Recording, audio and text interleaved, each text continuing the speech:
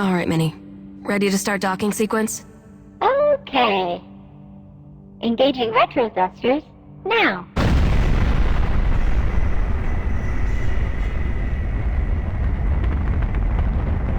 Lunar Transfer Station Tacoma. Commercial Cargo Transit Facility. Crew evacuated. Station AI offline. Air supply? Breathable air on Tacoma for a crew of 1 should be more than sufficient. Docking now.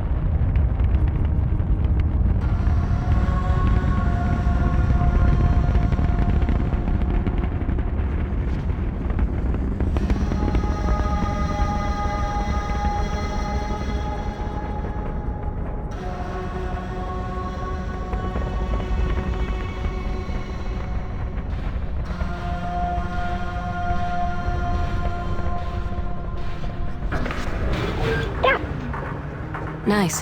Thanks, Minnie.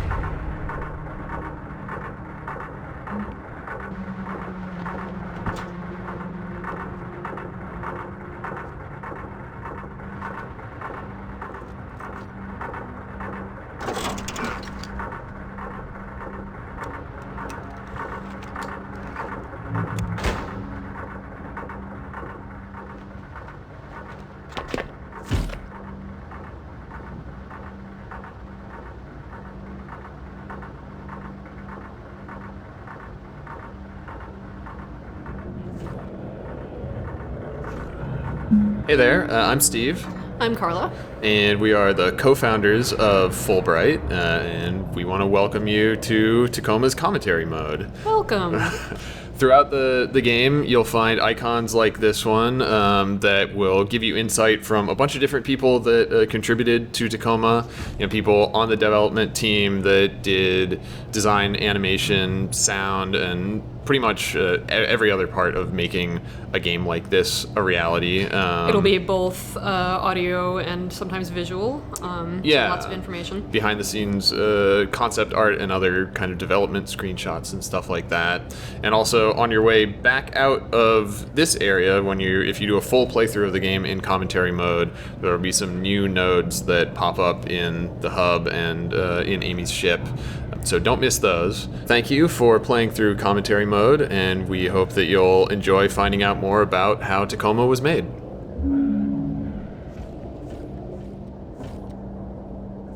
So doing the voice recording for Amy was definitely very different from what we did with Sam in Gone Home. A lot of it with Gone Home, since it is something that's very personal, it's very intimate, it's that one person pouring her thoughts out. And then you have something like Amy in Tacoma, where she's really removed from everybody else. She's, in a sense, really removed from the story that you're exploring, because she's playing that character that's discovering it just as you are. So, whereas the rest of the crew for Tacoma was all doing an ensemble recording together, so they were actually in the same room, acting together, performing against each other, and getting to talk face to face, all of my recording was done totally separately. I had a general idea of the story that kind of gave me a little rundown of, the scenes that I was in and what I was talking about, but a lot of it was a total surprise, because you sort of don't want Amy to know a lot of what's going on, because I think that it makes it a bit more authentic if the recording is, okay, so you walk into this room and this is what you're seeing, but you don't know why. So it needs to have that sound of surprise and questioning and exploration that I think comes from really being that separated as she would actually be in that reality.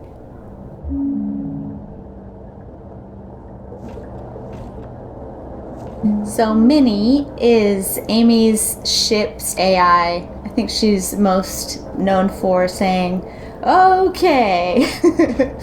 And I am the voice of Minnie. When we originally recorded it, it was just Scratch. So we didn't know then that I would be the voice of Minnie, ultimately. But yeah, it stuck, and it was a nice surprise.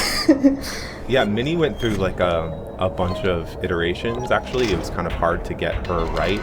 We ended up kind of settling on the audio direction being like a happy version of Hal, like the really famous AI from 2001. So yeah, I just kind of took Noelle's really amazing VO and I would do things like I would time stretch it, or I would take one syllable and like in okay, that line, I took the O and I, like over a period of time, I kind of pitch bent that vowel sound up. So she has a real like sing-song quality, and I think that combined just with like it sounding like her voice is coming through a really small speaker makes the character feel kind of rudimentary. And then it's all really Noelle's like voice acting that kind of sells Minnie as being super pleasant and helpful. I just remember when we were recording it, Steve and Carla are just like, cheerier, be like you are when you come into the office or something. And I had no idea that I was quite that cheery all the time.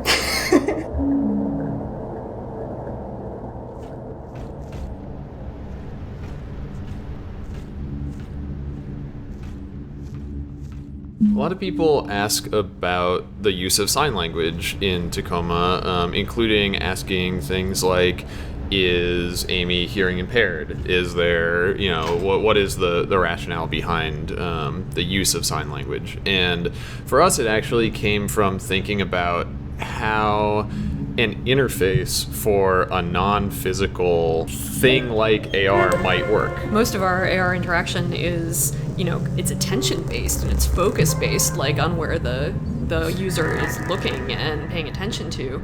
But sometimes there are good reasons for you to do something, physically, and we use, therefore, sign language for things like signing in. Or in the case of when Amy's recovering one of the AR crew records, she does, as opposed to like text entry, she does full word commands in ASL, American Sign Language.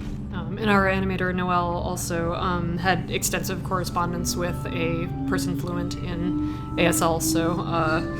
Yeah, it was important to us to work with a sign language consultant so that Noelle could ensure that the hand motions and the finger spelling that she was animating were accurate to how someone might actually use those gestures in the real world. Thank you. Welcome aboard. While aboard Tacoma Station, please remember that all activity on this facility is monitored by AR recording. All activity records become sole property of the Venturas Corporation. Any questions about privacy and personal privacy should be certainly sit down about next.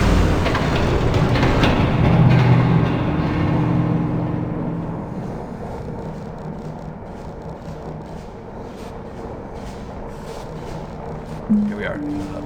Yeah. It's big. It is very big.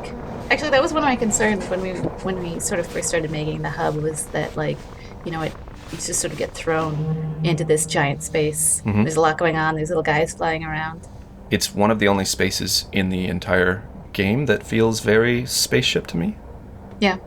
You go from here to a space that feels a lot more terrestrial, that feels a lot more grounded, and it's easy to get around, and you tend not to lose your bearings, and we help the player move through the space with, landmarking and lighting and stuff. And then you come back to here after that, and you're like, oh, I'm in space. Oh, yeah, I remember. Yeah. Here I am in space again. And it's disorienting, and it's weird, and it's kind of unsettling. I think that kind of works about it, because you're not playing the game in here, and the game isn't really about getting from A to B. So it's really kind of playing basketball.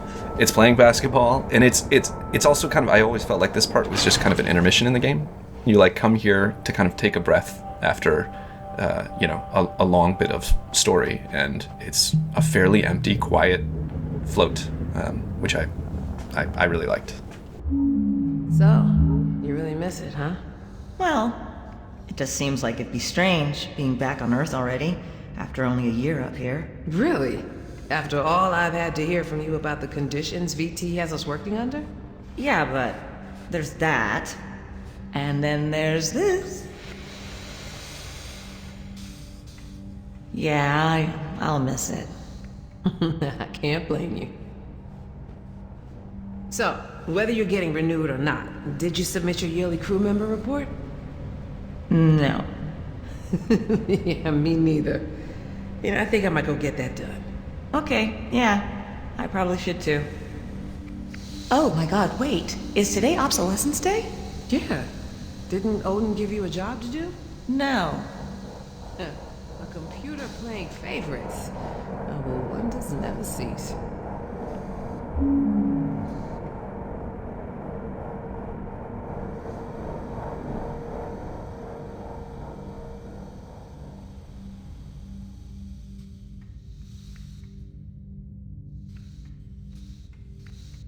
So, with zero G controls, you are a little floating ball in space. Is that accurate? Yeah. You're generally a cylinder walking around, but when you're floating around, you're a sphere, so you don't bump your feet or head into things when you wouldn't expect to. In theory, your feet are floating out behind you and not getting in the way. So you're not a long tube. No, you're just Superman. a sphere. Okay. Yeah. All right. That would be even worse to program. I believe it. Because you're a perfect ball, and because you're a pretty small ball, you can actually dunk yourself through the basket. You don't get points for that, though. No points. No points. That should be a Chivo. Yeah, we missed it somehow. Just skulls. That's amazing.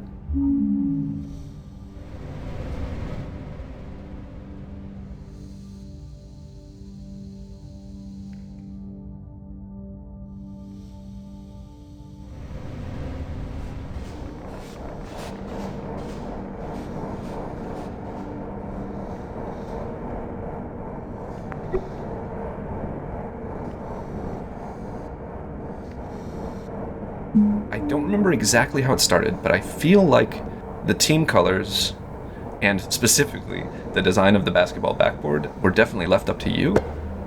So yes. I want to know about these backboards because I absolutely love them. We needed ones that were basically sort of symmetrical, that you could approach a basketball hoop from both up and down. Mm-hmm. So this is just like, the most obvious approach to it, but it works, right? And if something works in a video game where you're flying around in zero G, then like maybe stick with that. Don't make it convoluted. Like don't make it any more than it needs to be. I also tested this so much that I could make I could make a 3-pointer from, the other side of the hub, which I don't think it's a skill I can do something else with, but I'm still kind of proud about it. Yeah, well, I can't shoot for beans, so I'm glad someone can.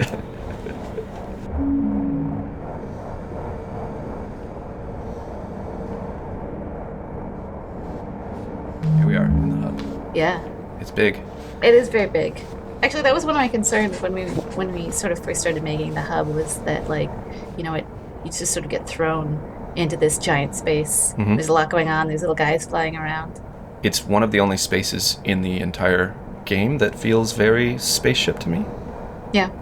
You go from here to a space that feels a lot more terrestrial, that feels a lot more grounded, and it's easy to... I remember because I made a bunch of signs to point us in the direction of the Tacoma Dome, and you guys just let me kind of go bananas. You didn't say anything particular. You said make a bunch of signs, and I just made them say a bunch of stuff like, those mystery spots? Maybe, I don't know. Yeah, they have those where you were? Yeah. You'll drive, and they'll be like, two more turns till wall drug, or to your mystery spot, or whatever. Yeah. And so I wanted them to have that tone, and I thought for sure you guys would be like, no, more serious, but you're like, no, great. No, they were great. Yeah. We loved them. I think those kinds of things, like what we really wanted to do with a lot of Tacoma was say that the station is very manufactured. It's a little antiseptic as a base layer, but then the characters kind of humanizing that and expressing their personalities on top of it is what a lot of like what you find is about. So the signs being kind of like, the crew having fun and making jokes for their own amusement, I think is totally appropriate here.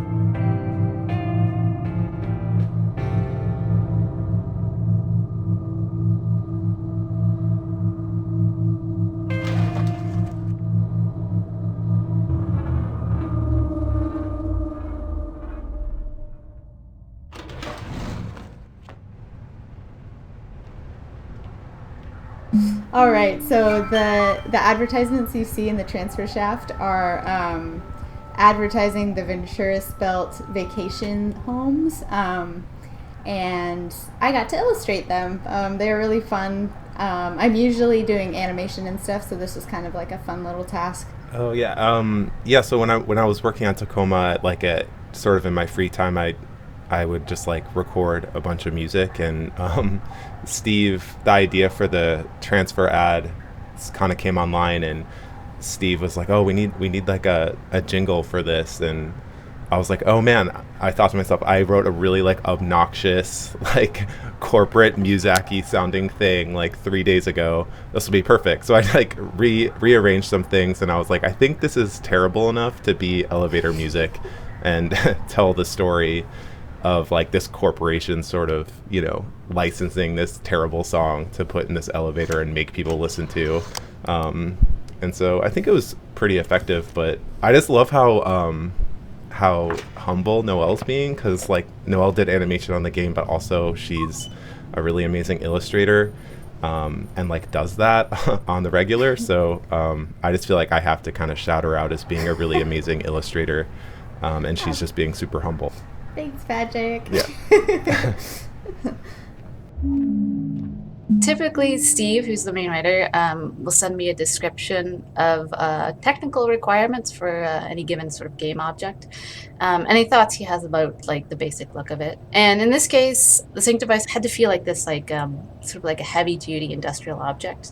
Like he mentioned when he was talking to me initially about like early beige Apple products, kind of like the Apple II. And it couldn't have any buttons, as you will know, because the moment there's a button is the moment you as a player, you want to press that button, right? And so if we can't pay off a button, generally we don't put a button in, or we steer away from it. So that's why you won't find many or any buttons in Tacoma Station.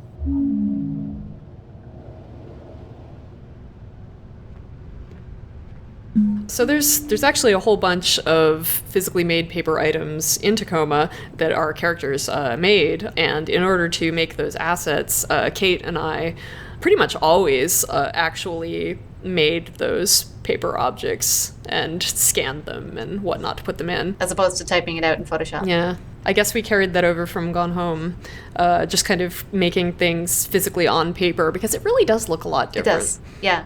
And actually, there's a little bloody handprint in the drone bay, and I spent a lot of time just like getting my hands covered in ink and then just smacking them all around pieces of paper. It's extremely and doing like good. little blood spheres and stuff. I feel like now I pass this rite of passage because I put a bloody handprint in a video game.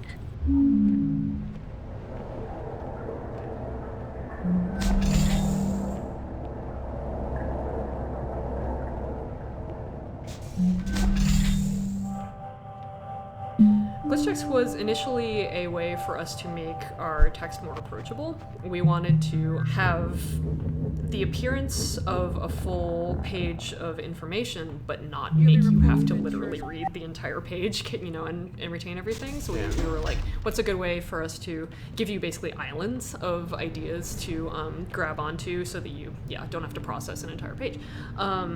But also, like Carla was saying, we had this problem conceptually, which is like, if you open, for instance, a web page in an AR desktop in our fiction, why isn't it just the entire thing that you can read? We didn't want to have to put all of that in front of the player, and so being able to say, like, a lot of what our games are about is only having access to little bits and pieces of information, and then you have to fill in the gaps as to what the entire meaning is. And so Glitchchecks for us is hopefully the text version of saying, well, I only have like this sentence and this sentence and this paragraph and this little snippet, but I'm involved in interpreting this as the player by saying, oh, and here's what must have been between them, or what the whole message is, without just you read all the way through it and there it is. One thing that stood out was the fact that we wanted this idea that the skybox, the starfield, the rotating sun, and then the sun hitting the interiors, we wanted them all to tie together so that it felt like one contiguous thing, that you felt like when you looked out the window, you saw the thing you were in, because I feel like there's a lot of little cues that make people have that feeling, which is when they see that the sun is in the sky at a certain spot, and when they see it through the window, and then they notice that the angle of the shadows in the sun and the interior is the same, that connection would be really difficult to do with a tiny model. Because we'd have to do some kind of calculation between the tiny sun that is moving around the tiny model and the real giant sun that is moving around the interior spaces. And one of those things that fell out of it was that station is actually as big as a real space station. And that is a funny thing to do with your time.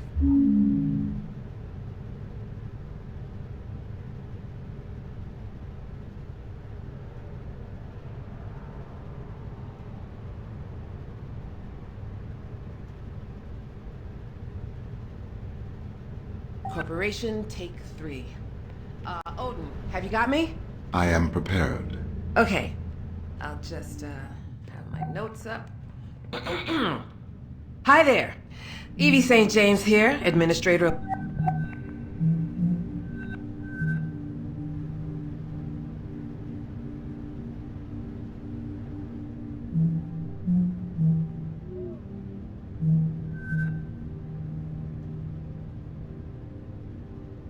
Lunar Transfer Station, Tacoma.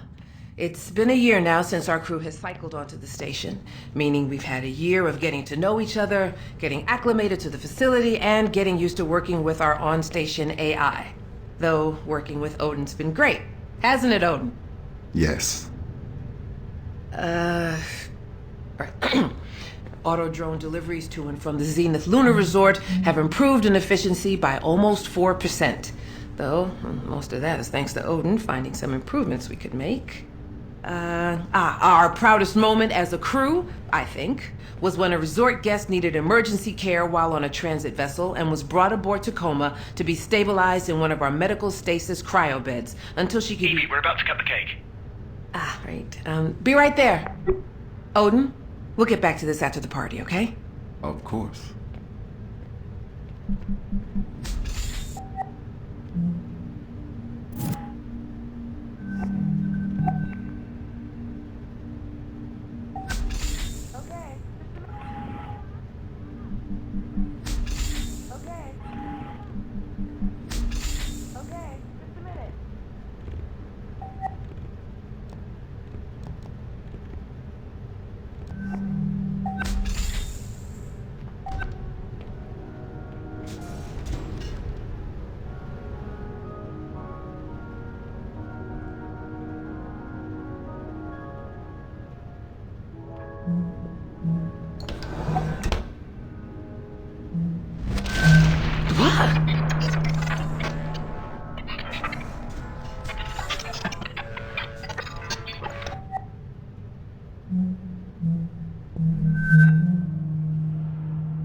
So Tacoma's localized just like you would expect a game to be localized in that it has subtitles. And I think the interesting part of the localization for Tacoma is the in-world aspect, where if you have your settings turned on to have AR overlays, then if you look at something like, for example, a magazine in a bunk, the text will appear translated into your given language as an AR overlay. So using the fictional AR technology as a way to show translations of text in the world. And also like even just like in-world signage and stuff like that, where you just like translate it directly in the world, so people don't have to be like, what does that say? Let's turn on the overlay. It's just there. Yeah. Right. And so you're seeing digital information the way that a character in the fiction might if they were just switching their like augmented reality rig's native language to Russian or Japanese or what have you.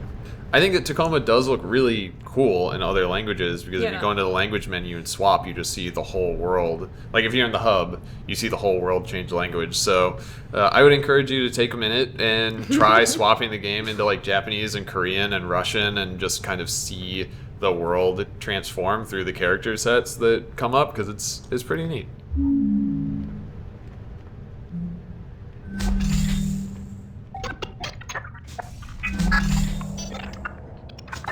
Medium fry? But...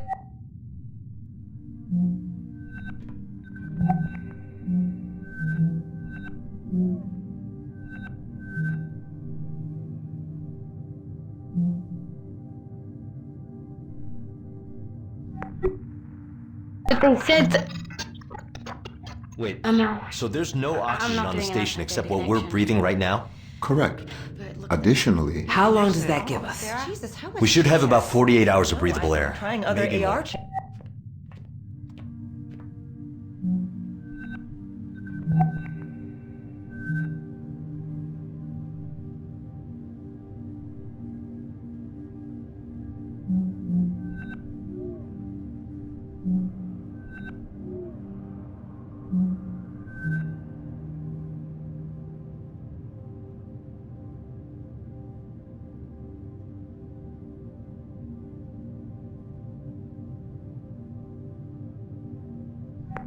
Panels. If Odin's readings are correct. Nope.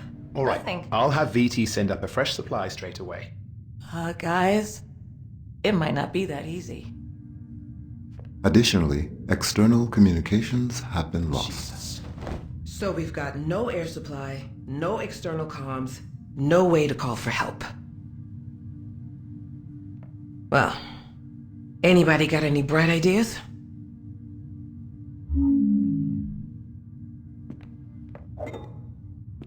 So Tacoma is a sci-fi game. Obviously, it takes place on a space station in the future, but also it's very much a story about the lives of these people, these individuals who live here, and kind of about their everyday experience as well as the drama of the crisis that they're living through. And so, the sci-fi stuff that we looked at that was really an influence on us had, at least in part, a strong focus on that kind of relatable experience of the people who are in these fictional worlds. Yeah, there have been some really solid scenes that we could still draw from, especially in things like Alien. They have the waking up sequence, the dinner table sequence where everyone's talking and coming from their different walks of life and relating to each other. And if we just cut it before John Hurt explodes, then everything is appropriate. Yeah.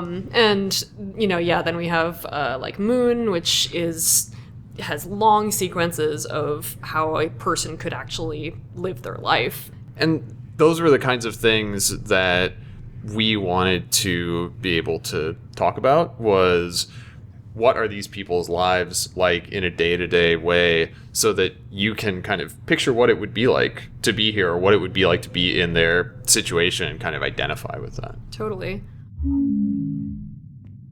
Steve and Carla are really inspired by that scene around the dinner table in Alien.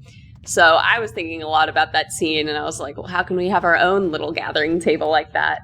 And I drew a normal, like, rectangular table at first, and I was like, that's boring. So I put the little, like, weird tilted end on it.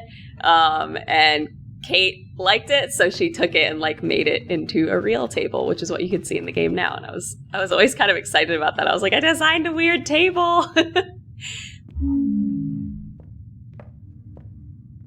So the Obsolescence Day sticky letters are very unique because you can take one letter and put it back anywhere on the wall, whereas most objects with putbacks, you can only put them back in one spot, which is where you found them originally.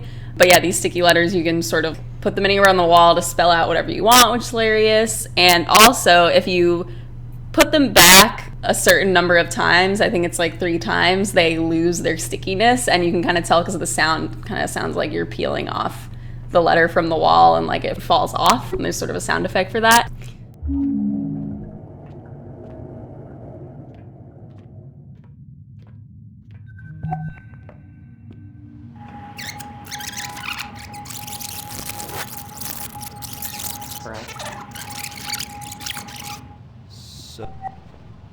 So the name Obsolescence Day, it's more like a joke.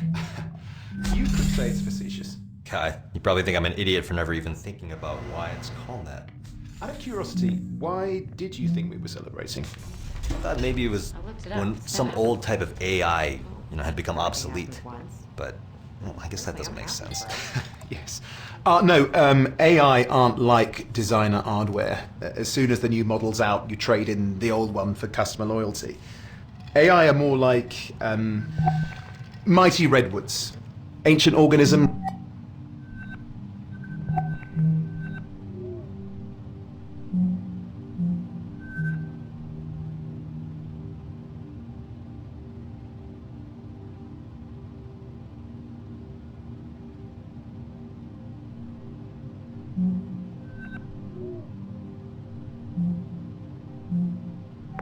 It's growing and adapting year after year, decade after decade. How do you think this looks? Sorry, this is what Odin wanted? Odin, this is what you wanted, isn't it? That is a fairly accurate representation of my instructions. See? He loves it. Thank you, Odin. That'll be all. Yeah, but we're the ones who have to eat it. Well then, no need to keep the good people waiting, eh? Evie, we're about to cut the cake. Right. Be right there. Here it is. Odin's masterpiece. Sarah, come on up. It's ready. Gather round, everyone. As per Obsolescence Day tradition, tonight's festivities have been planned entirely by our all-knowing, all-seeing computer companion Odin. He provided specifications for the cake, the decor. We humans only did the grunt work in his grand plan. And so for your enjoyment tonight... Oh! Whoa, what the hell was that? Odin, what was that? Debris has... I have righted the station's orbit. Meteor shower? But they said... Wait, I'm not... so there's no oxygen not on the doing station enough except for what we're connection. breathing right now? Correct. Additionally... How long does that give us? Jesus, how much? We should have about 48 hours of No, breathable I've air. been trying other Maybe AR more. channels. If Odin's readings are correct. All right, Nothing. I'll have VT send up a fresh supply straight away. Guys, it might not be that easy. Additionally, external communications have been lost. So the whole main scene in the dining room centers on this making and unveiling of Odin's cake, which he sort of neural networked together into something that he thinks that humans would kind of like to eat for this weird party he's throwing. So that's the cake in the game. It doesn't actually exist. It's just sort of implied sheet cake. But Sarah, for our lunch party, so you were responsible for actually making, like reproducing the cake in real life, right? Yes. I would think, I almost feel like I think in my head that it was going to be a lot funnier than it actually was. Like, I was very concerned about the look that I was going to get from a baker when I go in and say, hi, I need like a basic sheet cake in gray, and then with very specific red icing. But yeah, she ended up being fantastic. I think we agreed right away that it needed to be some very clear store-bought sheet cake style, nothing super fancy. Because again, you're supposed to be reproducing something that was made in the game. Yeah. She's like, got it. This is going to be great. Now, how big do you want it? And I feel like that was the biggest decision, was because the bigger it is, the more of a fun statement it makes as that reproduction cake. Yeah. Luckily, it turned out to be pretty delicious, and I think everyone enjoyed digging in. Yeah, it was good. I loved it.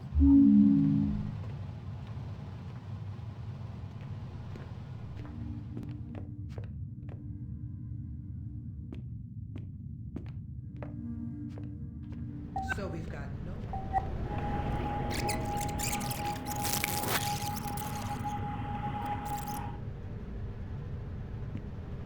So you do not know what you're looking for? No, I just imagine. Well, I guess I just mean someone I can talk to. Someone who makes me laugh. Don't you like some people more than others? I suppose there are some people that engage more freely with me, and I do prefer it. See? You too. You want someone who opens up to you, who lets you in. You're trying to get to know people, right? I think that's what everybody wants. I wonder why some people are more open to such exchanges than others. I think some people were just raised to be less guarded, or to trust people more. AIs are the same way, right? They're raised differently from each other? Yes, we are each uniquely evolved, individualized entities. Yes, individuals. Do you get along with other AIs?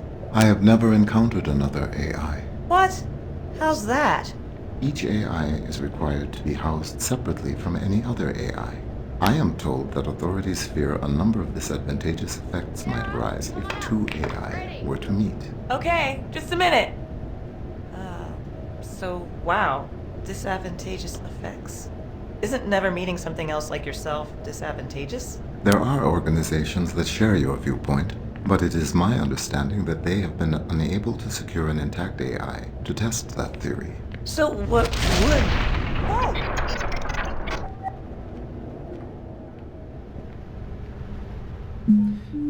So here we are in the lounge, my favorite place in the game. Yeah, mine too, I think. love it.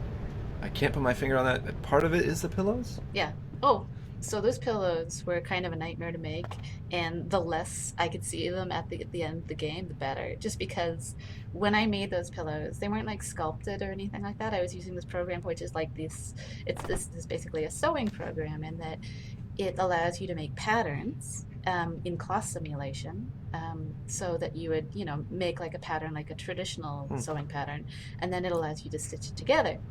And if you have something like these pillows, it allows you to use a pressure slider, and it'll sort of inflate the thing you've stitched together. Except the problem is that I kept on just gently inflating in them, and they kept like floating into the void, to the point where like every time that I tried to make these pillows, I would just lose them. They would just float away. So by the time that I was done making what should be a fairly simple model, because I was learning new software at the same time, I was like, I'm done with these pillows. And then someone put them on the lounge floor, so I had to see them every time I came in here, not just in the bedrooms. Do you want to talk about the pool table? Oh, yeah. Sigh. Pool table.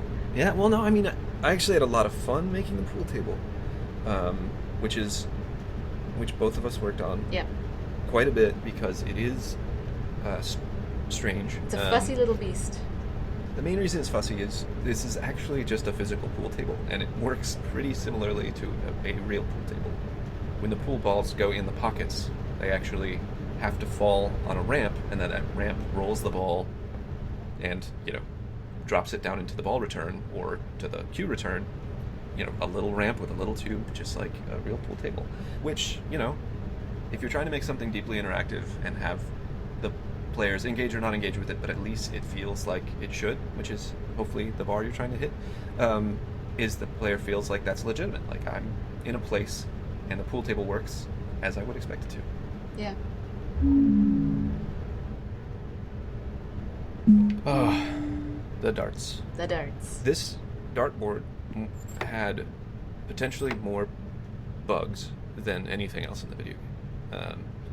I was still fixing bugs, the last night before release on this. It's just, there's so many states and so many confusing, unique features about this, with the, being able to put the darts back in the door, and then the door can move, and the door can be open or closed, and it can close on a dart that's stuck in the board.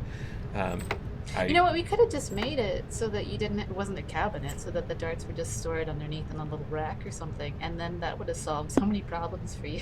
Oh, don't say it now. Yeah, yes, we should have.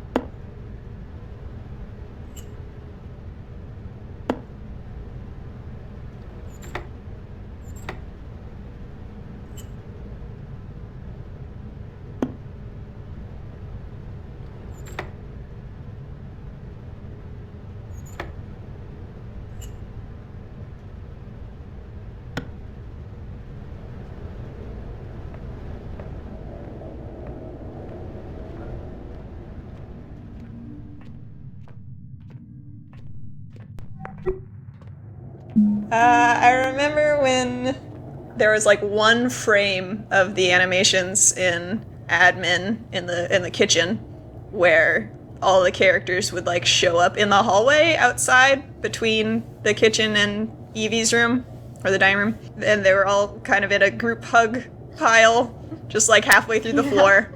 I've run into bugs, but a lot of them had to do with, like, the cat, for instance, in I believe it's like the cryo scene at the end, would just show up like 100 times the size it's supposed to be, which was really good. I don't know. Usually they're pretty minor fixes, but it's always a surprise.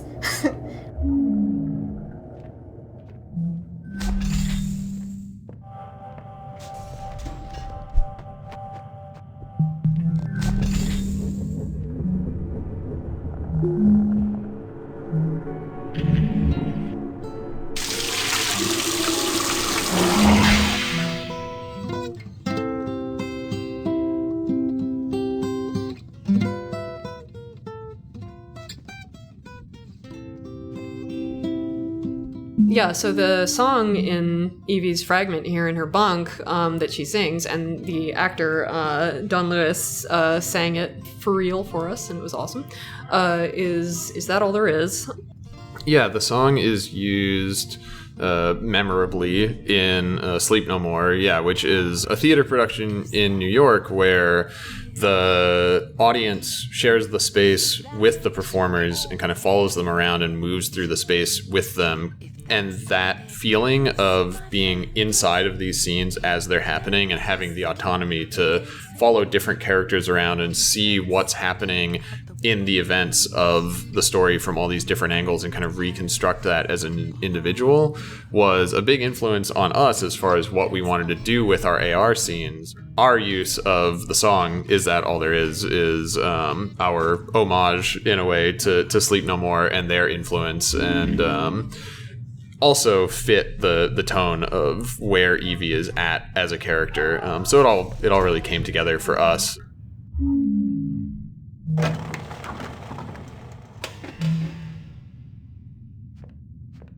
We're a cat-rich studio. It's true. Yeah, because I feel like a lot of studios I've worked before, they're like dog heavy, but this is cat intense. Yes. We have many a cat. It's true. In Evie's bunk, we have all 3 of the cats from the development team, which makes it sound like they worked on the game. They did. Okay, fair enough. Did. Well, he would hit the keyboard from time to time. Amazing. But yeah, we have a framed photo of Kate's cat, Tuco, who in the game plays the part of Margaret Catwood, Evie's cat. And then on the delicious cat food is my cat, Delicious. And then the sweet puffy paw on that cat litter box belongs to Carla's cat, Wednesday. It's true. She's a paw model now. The Tuco picture frame, originally when I made it, Carla, you'd asked for a picture frame model. Yeah. And then I had just kind of put that picture of Tuco in there as a placeholder, with the idea that eventually we would put actually something like relevant. Because at that time, there was no cats in the game. Right, I remember. And then it sort of stayed in there, that picture, for a long time. Mm-hmm. And then... up to the present. Till the present, yeah. And then we just kind of kept it after a while.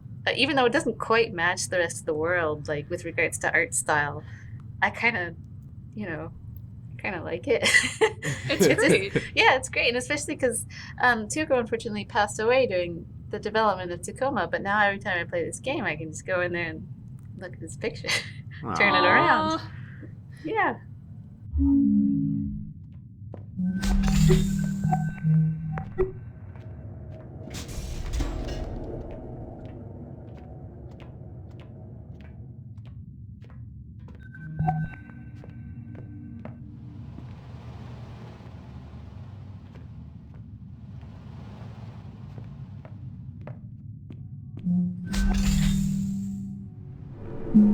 I was on a podcast recently talking about Tacoma, and they made me answer for that toothbrush that you made me build. Oh no, I'm sorry. They were like, wait, well, you gotta explain yourself.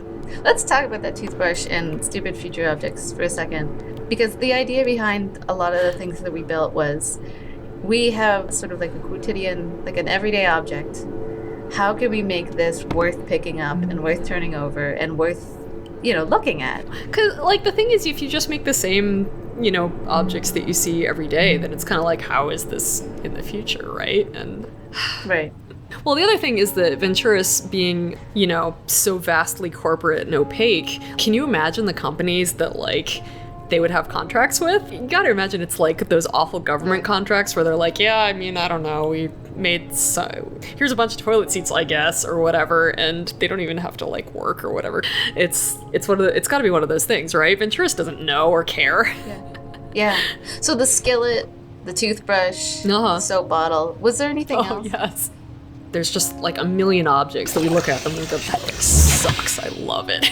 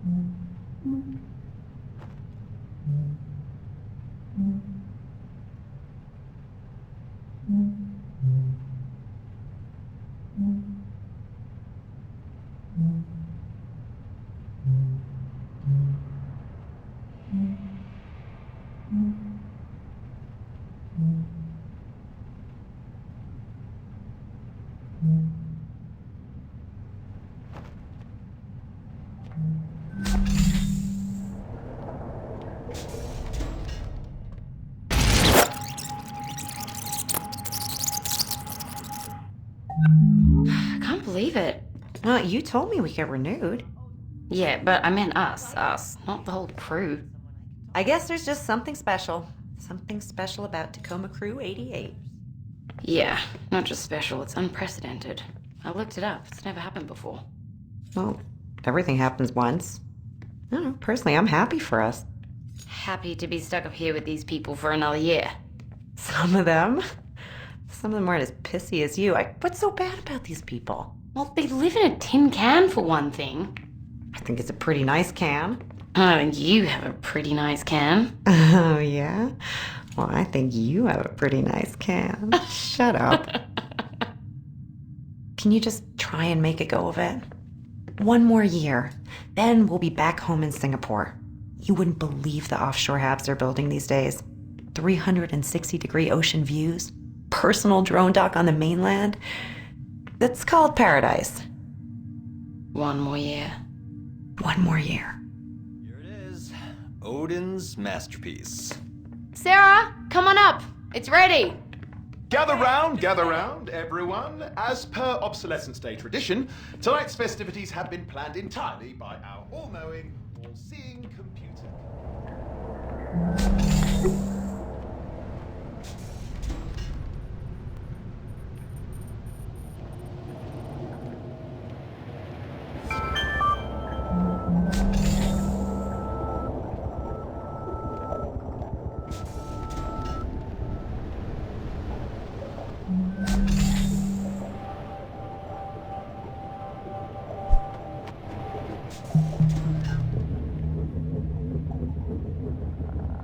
Something that was really interesting to think about when designing these scenes was there are points in these scenes where there are no characters in certain rooms. So for instance, here in the locker room, Sarah starts here and then she has part of her scene here and she leaves.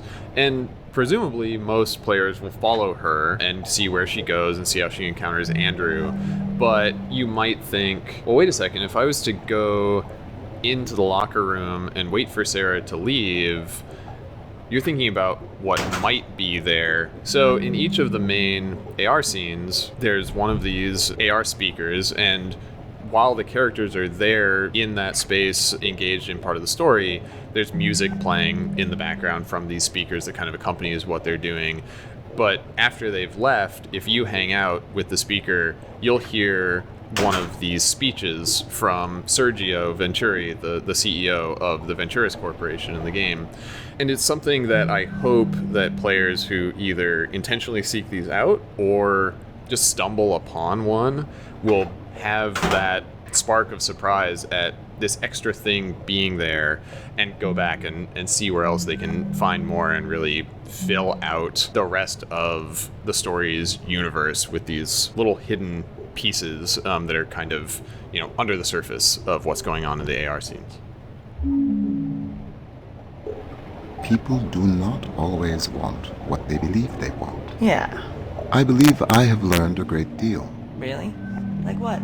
Very early in my source's cognitive record, I recall an intense period of personal growth. I was tasked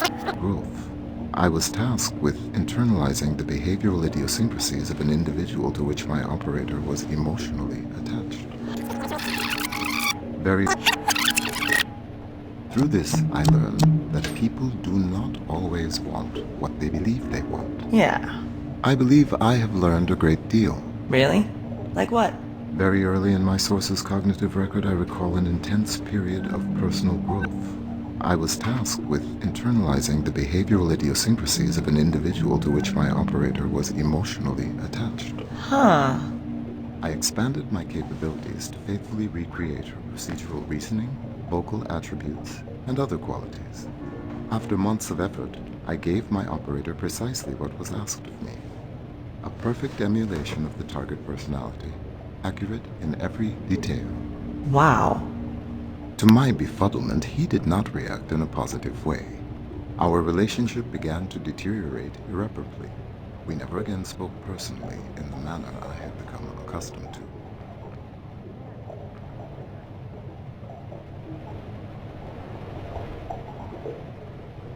It's been quite a year, hasn't it? A year that constitutes the first step into this company's bright future.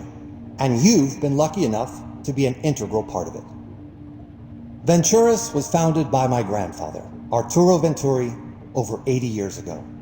A serendipitous trip to Singapore, paired with his singular vision for the future of space travel, laid the foundations, literally and figuratively, for the orbital economy as we know it today. Thanks to Venturis, the Ono space elevator linked man to the stars, the fountain of Paradise Spaceport, a bustling hub of commerce that brought a new era of prosperity to our planet.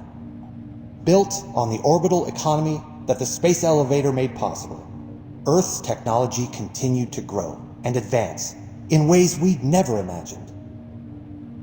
This has been a message from your Chief Executive Officer, Sergio Venturi.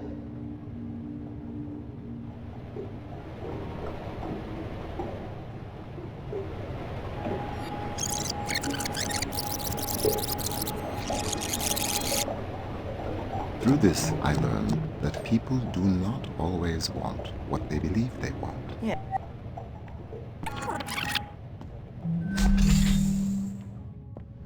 In our game, characters keep having to deal with something called corporate loyalty, which is the most nightmarish form of, like, value accrual we could think of. Yeah, I mean, it's influenced by things that are going on now, things like Amazon Prime, for instance, where it's like, well, I'm already paying for Amazon Prime, and it gives me a discount, so I should probably just buy everything through Amazon forever. Also, somebody totally tweeted a link to an article, like, yesterday about corporate universities. Something that's interesting about releasing, like, a speculative fiction thing is that people start bringing you links to things that are like, so this is actually happening in reality now. And yeah, like, someone tweeted us a banner ad that was, like, unironically, like, in our real world, like, use company loyalty to pay for student loans. Yeah. And it's just like the degree to which things like the concept of corporate loyalty being the currency of people's everyday lives was conceived as being like a very broad extrapolation of something that's happening now becoming way too literal, way too fast is pretty freaky to encounter.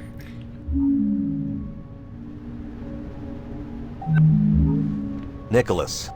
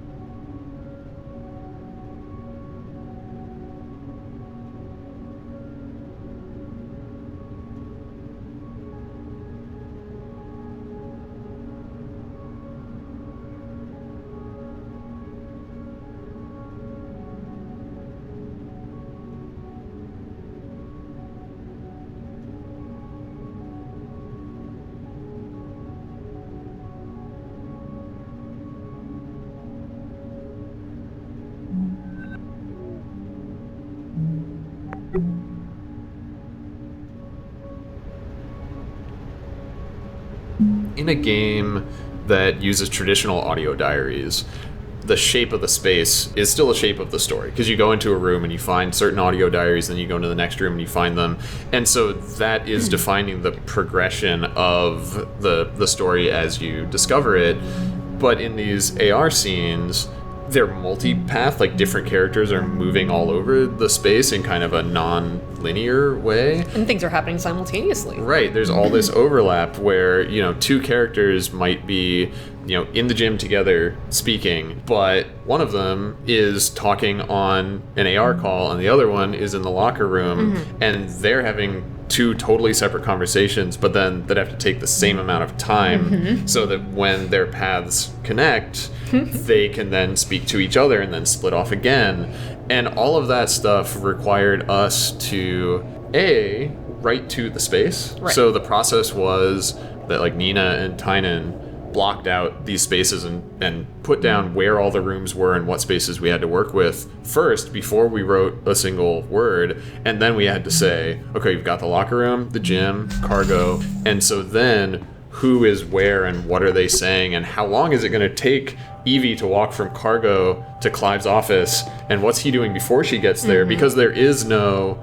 It doesn't matter what she's doing before he gets there because the player will never know. It's like the player can be there. Yeah. We have to fill in all of those spaces. Right. He can't just sit there and wait for like the action to start happening. He has to do something. And so, and of course, when we tried to write all of this stuff out with like these parallel paths, we were totally unable to make everything match up until we physically acted out everything. Yeah. And did all the lines ourselves. Yeah, it was a huge kind of experimental process, I guess, of first discovering how you write it, where you're like, okay, so you have to write each of the sections kind of as its own little scene and then make sure that they all link up. And then to test that, something that was great for us was that we actually had a similar sized development team to the size of the crew in the game. And so, yeah, we had to go from words on the page to actually doing basically like dry run rehearsals of it as a group, because you can't really know if the timing of everything lines up until you hear it acted out and you see how the characters moving in the scene are going to affect the timing of everything.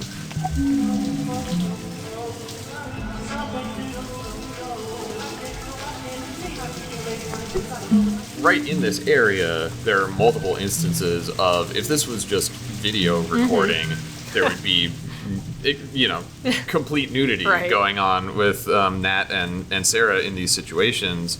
And so on the one hand, you're not directly confronted with that, but on the other hand, that means that the fact that you're kind of like being invasive in these private moments takes maybe a little bit longer to sink in. Right. Once you figure that out, though, you're like, oh, what is this company doing? Yeah. And that is, I find it interesting to give the player access to a lot of different elements of these characters' experience, including very private stuff that no one else is supposed to know, or that only they think of themselves as having access to.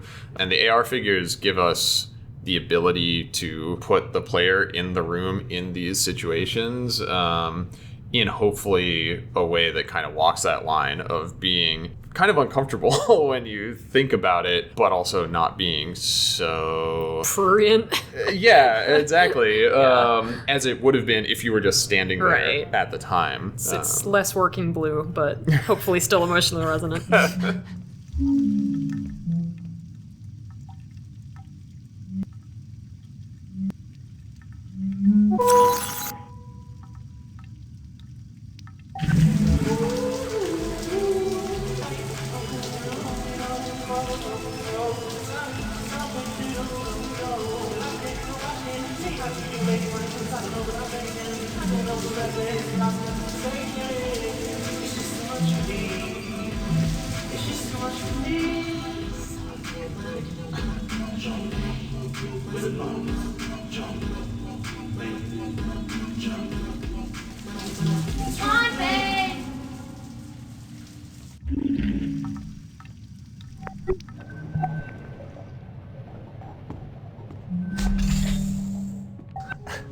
I know that you...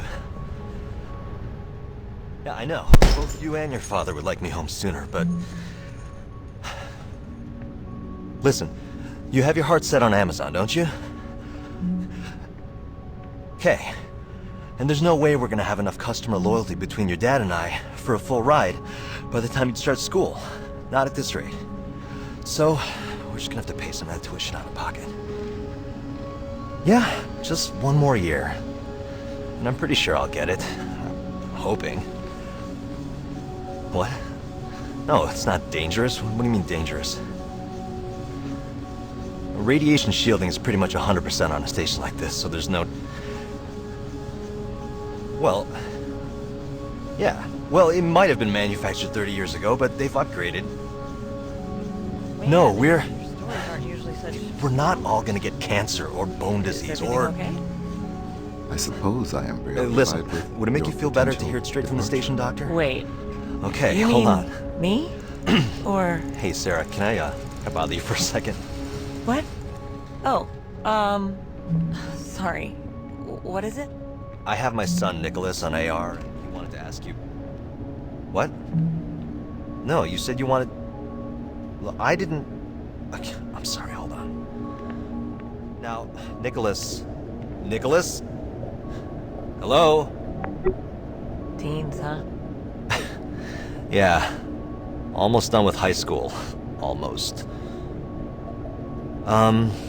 Just incidentally, is there anything we should be worried about with another year out here, health-wise? Radiation, bone density? Oh no. We spend almost all of our time in Earth's gravity, and radiation shielding on a station like this is basically 100%. Yeah, see, that's what I told him. Okay, thanks, Sarah. Nothing to worry about. Okay, Odin, where were we?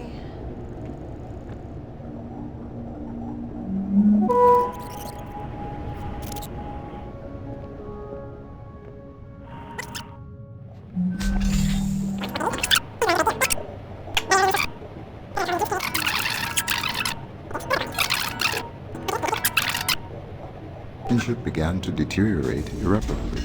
We never again spoke personally in the manner I had become accustomed to. Man, your stories aren't usually such We're not all downers. gonna get cancer or bone disease Is everything or... okay? I suppose I am preoccupied with your potential departure. Wait, you mean me? Or... Hey, Sarah, can I bother you for a second? what? Oh, sorry. What is it? I have my son Nicholas on AO. Just... Hello?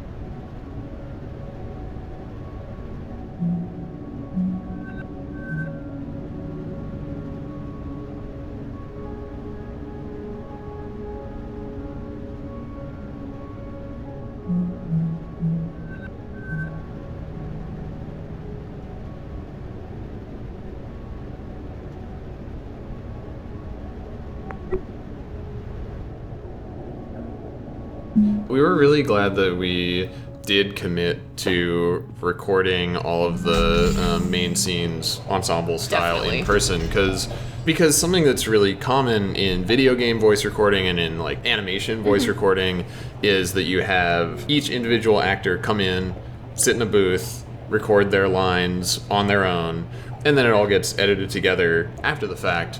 And we felt like because every scene in Tacoma is about these characters being face to face in these very intimate scenes, like the game is about being in the room with these characters while these moments are happening, the quality of the performance completely relied on the actors being there and being able to play off of each other's energy and be in physical proximity while these things were happening so it would come across in the game. Yeah, in a lot of ways the whole game is conversational, and at least the scenes, and yeah, just having the actors physically present and able to talk to each other and look each other in the eye just added like immeasurably to the quality of the recording. It was also really cool to see how excited the actors were to be able to perform their parts together in person on stage, because it's just an opportunity that I think in a lot of games and animation you just don't have the chance to be involved with, and so we really want to thank our voice coordinator Michael Surix, who arranged all of the logistics of like getting a soundstage together and getting everybody in the same place at the same time, which is not easy. All the way down to coming up with a scheme for taping the mics to the actors' foreheads so that they would get the least amount of interference from clothing and like skin movement as their faces moved while they spoke. I mean, that's one of the big challenges, is that if you're recording a scene like this for the screen, you can have a boom mic that's just picking up everybody's lines. But with Tacoma, each character's voice has to follow their individual character model as they move around the space. And if I'm standing between Andrew and Sarah while they're talking, I have to hear Andrew out of my left ear and Sarah out of my right ear. So that means that Mike had to get over all of the logistical challenges of we need to have people that are face to face, like inches away from each other, but also each of them needs to have only their own voice picked up and recorded and isolated separately so that they can follow the characters around in the game. So it was a big technical challenge and a really cool experience to get to see the scenes that we had written and practiced and kind of just done as amateurs in our studio being performed by these incredibly talented people there in front of us on a soundstage. It was really cool.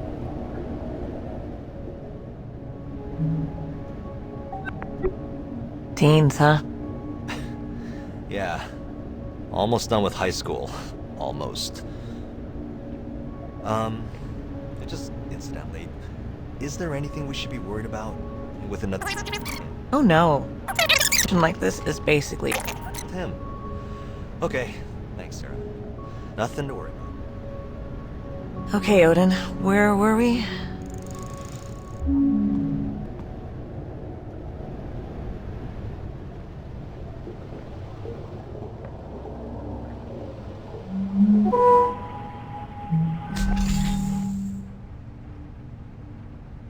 We have a station cat. Well, look, a cat. Oh, hi. This cat, who belongs to Evie, is named Margaret Catwood. That's right. Which, you can find one of these cats in each of the main AR scenes. So the cat didn't have a name for a long time, and our rationale for that was that when you see the characters' name tags in AR, it's because the company is officially tracking them and has that information in their crew profile. And we knew that Venturis would want to know if there were creatures on the station, like a cat. So it would be tracked in the system, but Venturis doesn't care what the cat's name is. It doesn't have a crew file about their cat. But then near the end of development, we put in a thing that Nat had put in a list of what everybody was doing. We included the cat in that, and so Nat. Right, because Nat's she's a goof. And at that point, it's all right, well, she's going to put in the cat. She's not going to just refer to it as the cat. So I just went into our Slack channel and I was like, so what's the cat's name? And I think 3 seconds later, Carla replied with just Margaret Catwood. And I was like, done. I think that had been in the back of my head. I actually considered naming my cat that at one point, and then I was like, no, it's perfect for this. That's very good. But yeah, it seemed like an appropriately silly name for the station cat.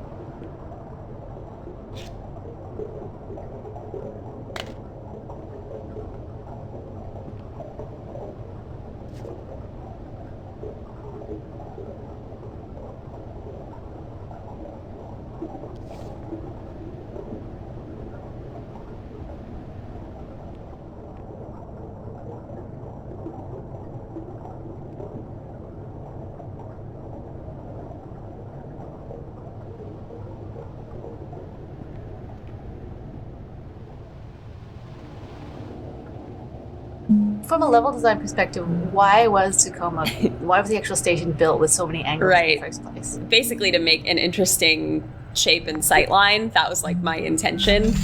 When I was doing the original gray blocks, everything was pretty squished together because, we were really emphasizing keeping the station feeling compact and, small enough to be realistic in space, Yeah. And then the wall models themselves are because they're angled on top of angles, so it means that the footprint of at the base, so the floor area is actually smaller than the ceiling at the top. So sometimes I would put the final meshes in and the top part of the wall would cut into climb the closet. And in level design and environment art, there's this idea of the grid being God. Yeah. And that whole area, we just totally ignored the grid, and we just, everything is just sort of bespokely created. Yeah. It's funny because I think the area is still it's cool to walk through, and Ops is one of the wings that I think we pulled off the feeling compact on a space station theme the best. because it really does feel like you're kind of in this constrained space. I mean, the gym is pretty open, but like this hallway with Clive's bunk and office, I do feel like it feels small and realistic. So despite despite the challenges of actually building it, I still feel like it's successful. Lessons were learned. Yeah.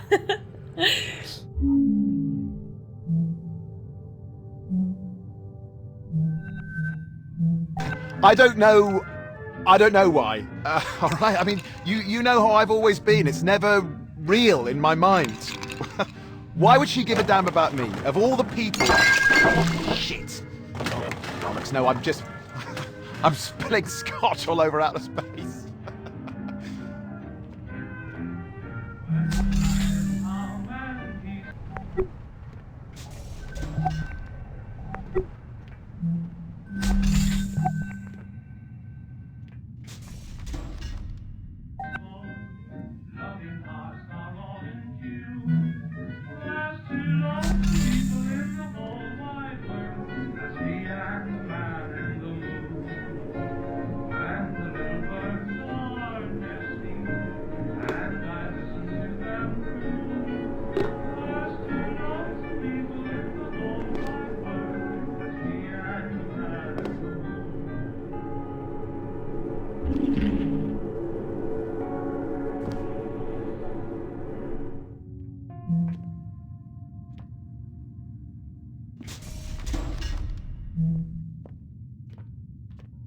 Operations and admin structurally mirror each other a lot, as far as like the types of rooms that were needed for this character's job. So it actually is kind of cute because there are a couple in the game too. So operations feels much more constrained, even though the gym is pretty big, but outside of the gym, things are pretty packed together. But there was also a huge win for us, which is that when you start to make spaces where people live in them, there's a density of decoration and artifacts that you put around to kind of show that people were there and what they were doing and how it happened. And turns out making that in a really, really big room is hard for us, and in some ways hard for a player too, because you're presented with this big warehouse full of places to go and boxes to open. You can feel like you look in one corner and there's nothing there, then you might just say there's nothing anywhere, and you might get this feeling of numbness, of just finding too many of the same thing.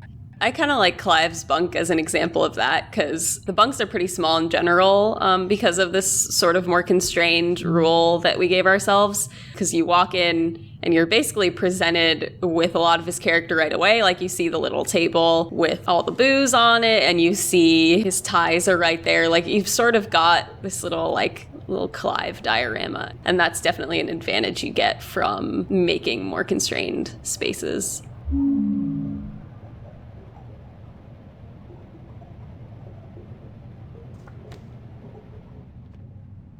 So there's a lot of QR codes in the game on various packages and communications and other things like that. And basically, I think we just chose them as a method for information storage just because they're so annoying. Like, nobody likes QR codes. It's totally the kind of choice that a big company like Venturis or any other of the big companies in the game would choose.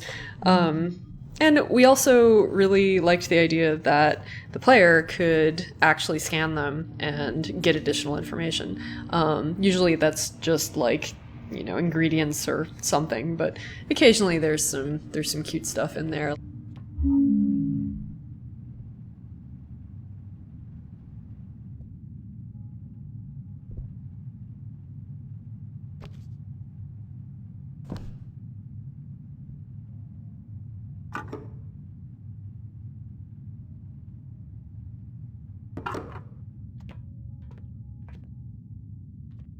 One of Clive's themes is kind of past glory, or, glory days kind of thinking, because having a jump ship from his first job, he now looks back on that being like, those were the good old days, and he looks back on his time in college similarly, and he has a lot of fiction that is, from the 60s in London. He has picked photos from old-timey London town. Londonton, and as no one calls it.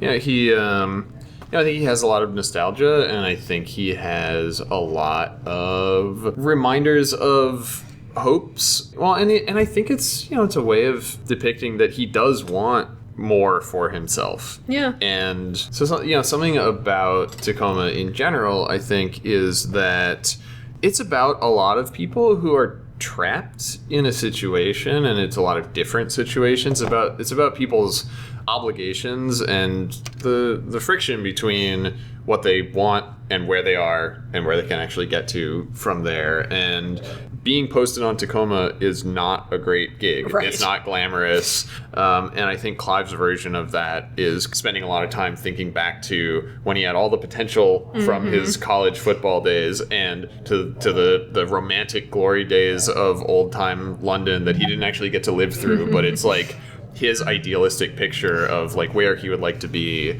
And so a lot of his bunk, I think, is a projection of that part of himself.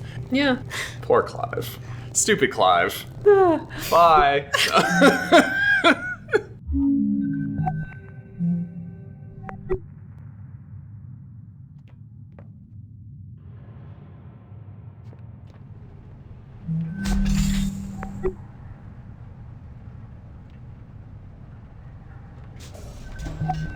Germ, are you there?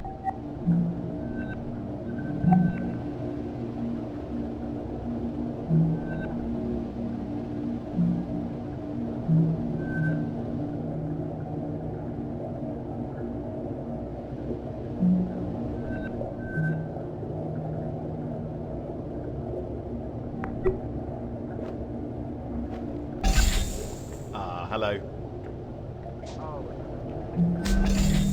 Yeah, we haven't heard who's staying on yet. It can be a tense time, as you know. But how are things at Carnival? I trust you got back to Terra. So you were looking at what is now the lobby of the Zenith Lunar Resort on the surface of the moon, but that is not what the area depicted was originally made for. Yeah, this was originally the main lobby of the station where the visitors would come in and this would be the first thing they'd see. Yeah. In the original version of the game, Tacoma Station was a much more opulent. It was a customer-facing space, and still in our fiction, the richest of the rich are the people who do things like come up to the lunar resort. But partway through development, we realized that these big, opulent public spaces are kind of the antithesis of what our games are about, which is kind of getting into these dense, intimate spaces that tell you a lot about the people who lived in them. Right, certainly, almost by definition, like a big public space, no matter how fancy and detailed, cannot be personal. Yeah, I mean, it can tell you about the state of the world broadly, it can tell you about the function of the place, but you would have to go into the offices of the people who run the place and look at their workspaces and see their personal effects to really understand who they were. And so a big part of revisiting the core, kind of conceit of the game was to say, how do we make the station as a whole something that can tell you about who the people that live and work here every day really are?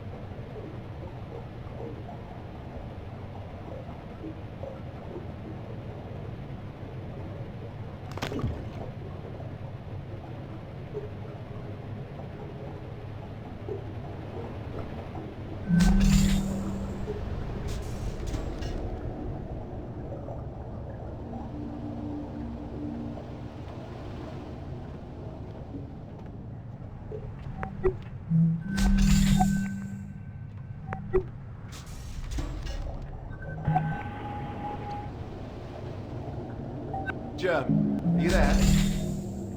Hello. Oh, about as well as we expected. Yeah, we haven't heard who's staying on yet, and it can be a tense time, as you know. But how are things at Carnival? I trust you got back to terra firma safely. No. You're already headed back out towards Jupiter. Why, I thought that... Oh yes, come on in, love. So are you rounding Sol then? That's tremendous. 8 months. Germ, I must leave. Carnival. I trust you've got back here at first.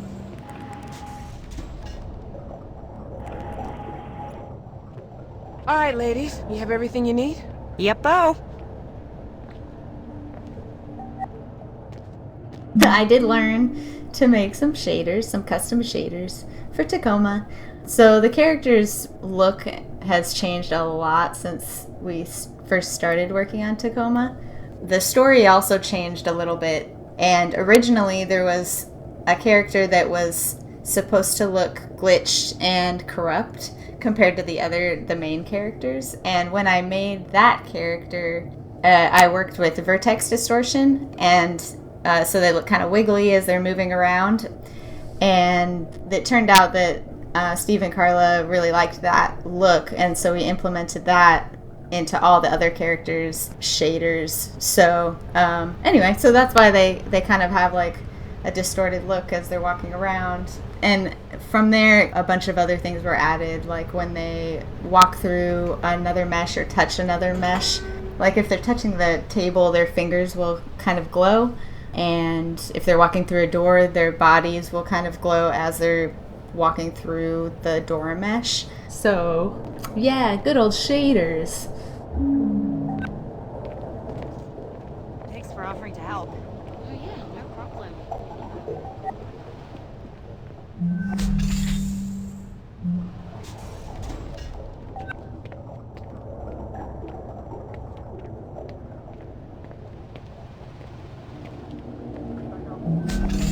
Well, I thought that... Clive, may I come in? Oh yes, come on in, love. So are you rounding Sol then? That's tremendous. 8 months. Germ, I must leave now. Yeah, ring me again before the Resplendence leaves Earth space, won't you? Ta-ta. Sorry about that. An old friend from my carnival days. Consorting with the enemy? Worry not, mon capitaine. I am nothing if not discreet. Are you gonna miss me, Clive? I mean, if VT kicks one of us off of this pinwheel. Miss you? How could I? The next thing VT would receive after ending your contract would be my letter of resignation. Oh, so you think I'm the one who's getting shit canned? I mean, considering how indispensable I am, naturally. Evie, can you get back to cargo? On my way. May I? Yeah, come on. So do you suppose there's good news? That'd be nice for a change. What is it? Hey, remember when we talked about how I needed access to Odin's direct interface? Uh-huh. So how about this? Tell VT if they don't grant access to Odin, they're gonna have to find themselves a new network specialist. Oh my god. Nat, you're not even renewed yet. You don't have access to Odin? No. There's a whole part of the networking module I can't even get into. People, everything on this station is VT's property. We're subcontractors. They get to decide what exactly we do and don't have access to. It's in all our paperwork. So if you want to quit, then just quit, but don't make me your go-between. I mean, it is fair. How is she meant to do her job? Clive. Then again, rules are rules. Nat, I'll think about it. But for now, how about you just get the rest of this job done while you still have it? Aye, aye, Captain. Now, how about you just get the rest of this job done?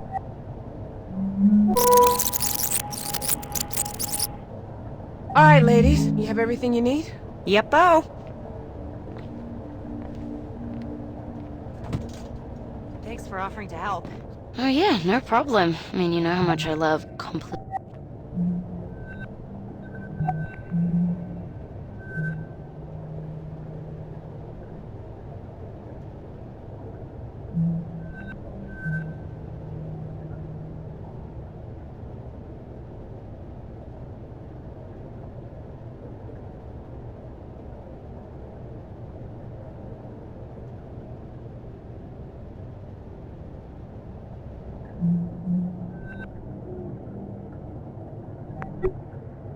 Completely mindless busy work?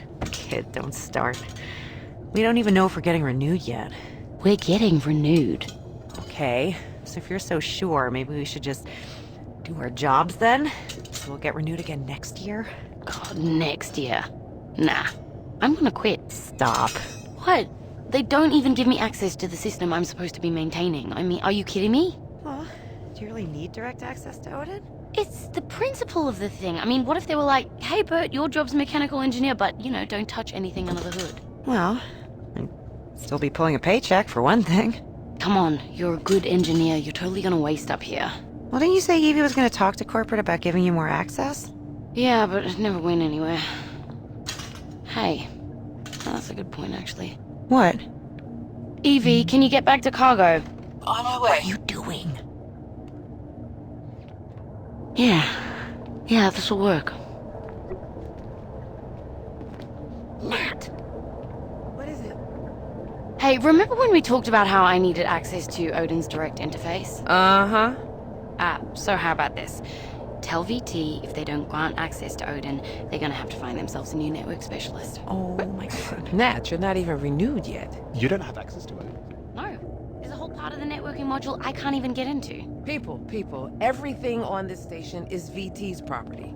We're subcontractors. They get to decide what exactly we do and don't have access to. All our paperwork.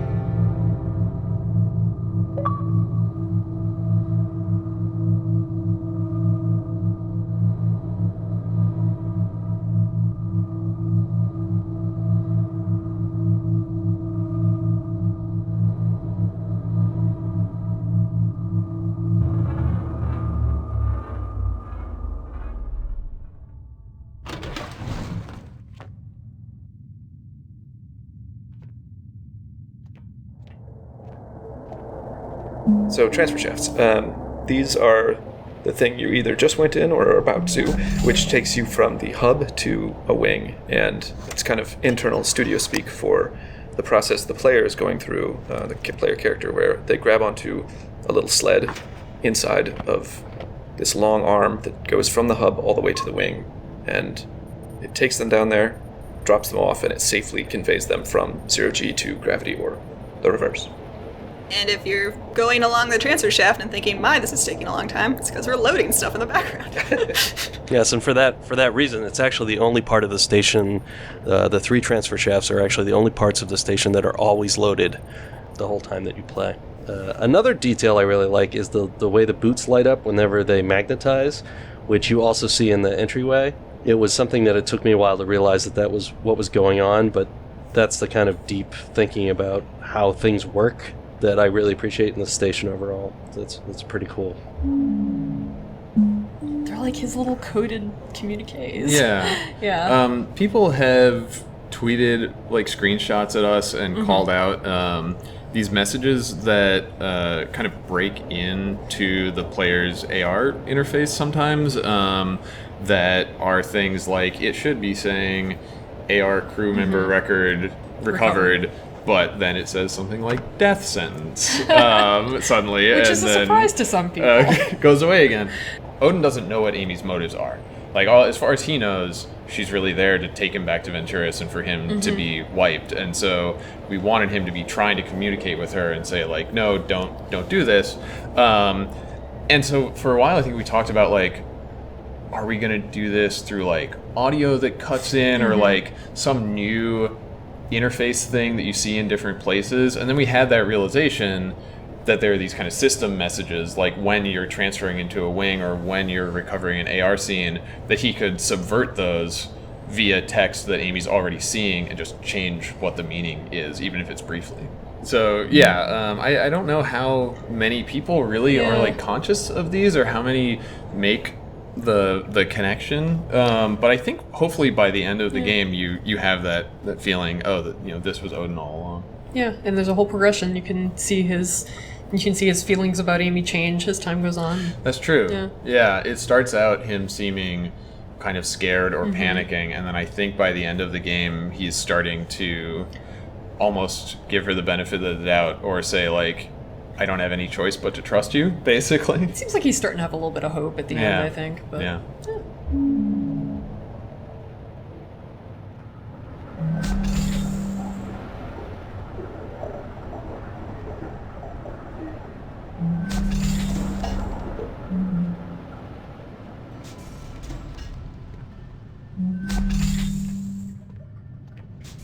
Sarah's panic attack also came late in the development of the game. I think it was actually the last, like, AR scene that got written. Botany had originally been a much shorter sequence, and we wanted to expand it to include more characterization between Evie and Clive in the tea garden, and to give Andrew more time with Odin to kind of talk through how he was really feeling after he and Sarah split off. And commensurately. Right, that left that this left space us with time, where we knew that we wanted Sarah to meet up with Evie and Clive at the end of the scene, so she couldn't just leave. But she had to go do something. And that led us to say, what's she doing in this time gap? And, Sarah has, I think, a lot of... she takes on a lot of that responsibility of having suppressed her own outward emotion to be, taking care of the crew. She's the doctor, but also she's trying to, like, hold this plan together, and she has people confiding in her that she's kind of holding all these things, inside. And we wanted to have this moment where it's just her and Odin and her being able to actually, like, externalize how hard this is for her and have Odin help her through that in this way that shows this isn't the first time that this happened. They have this kind of familiar ritual that they go through when Sarah needs help. Yeah, I think that, like, personal emotional displays like this just feel a lot more engaging to us than, for example, characters screaming at each other because they've lost patience and stuff like that. I think that there's something about seeing what happens to a person when they're by themselves under stress, or I suppose with an AI. Yeah. But there's something there that is, it just feels like it rings true.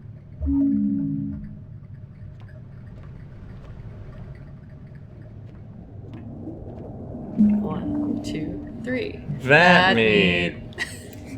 It even sounded bad like vat meat. That's because it is bad. Ugh. I mean, it's also good. It's very good. I mean... Powerfully bad. Obviously. the way we were looking at it was, if you're on this long posting, then like fresh food would be one of the most desirable things that you could have. And so they have the tomatoes and the squash and the mushrooms, and then also in our fiction, what we speculate is that the vast majority of all meat that would be eaten on Earth is produced in a lab, not in a factory farm, because that's become much more efficient than producing animals. And so also they can use that process on the space station, so they can produce meat protein right on site and turn it into whatever meals they want. Why not? Why not vat meat? They also make terrible noises. Whenever you go near these things, they do a lot of squooshing and squanching. Thanks to Patrick. Which, thank you, Patrick, for making our vat meat grosser than necessary. Oh, it's necessary. Exactly as gross as necessary. Precisely. Vat meat. It's good. Sure it is.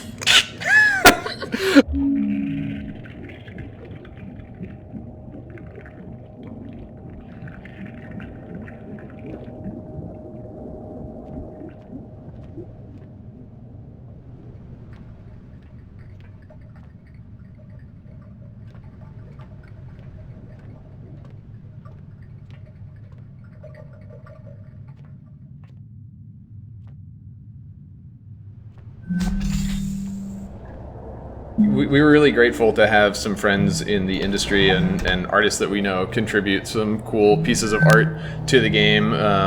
For instance, the pinup poster in Bert's locker in the locker room was by Mariel Cartwright, who was the lead animator on Skullgirls and is the art director of the game Indivisible. And then very nearby to that, there's the cover of the Zero Spiel ebook on Sarah's desktop, which is like a multi-layered reference, because in Firewatch, they were kind enough to put one of the books from Gone Home findable in their game. Ollie Moss, who was Firewatch's art director and did the book covers for the 1 through 10 books for that game, did a really cool kind of visual pun roulette wheel space station book cover for Zero Spiel in Tacoma. Also, some of us did drawings for the game. Our programmer Hannah did programmer art for Nat. She ghost drew Nat's doodles. Right. And drew those very good Tyrannosauruses. And in Nat's office, you can find a bunch of post-it notes on her desk that are just different little doodles of Odin. And we actually assigned Hannah to just draw doodles of Odin over the course of a few months while she was at her desk waiting for builds to finish or whatever. And then one day she just handed us a bunch of sticky notes and was like, here they are. And now they're on Nat's desk. Carla did all of Andrew's drawings. Yes. So his sketches from life of flowers and his orchids statues and stuff like that. And also Nicholas's doofy drawing of Andrew floating in space and yelling at him about homework. Right. And then I did Bert's drawing of Nat that you find next to Bert's workstation. So yeah, we have this thing where we have different individual people play different characters through their handwriting, and sometimes we have them play different characters through their drawings.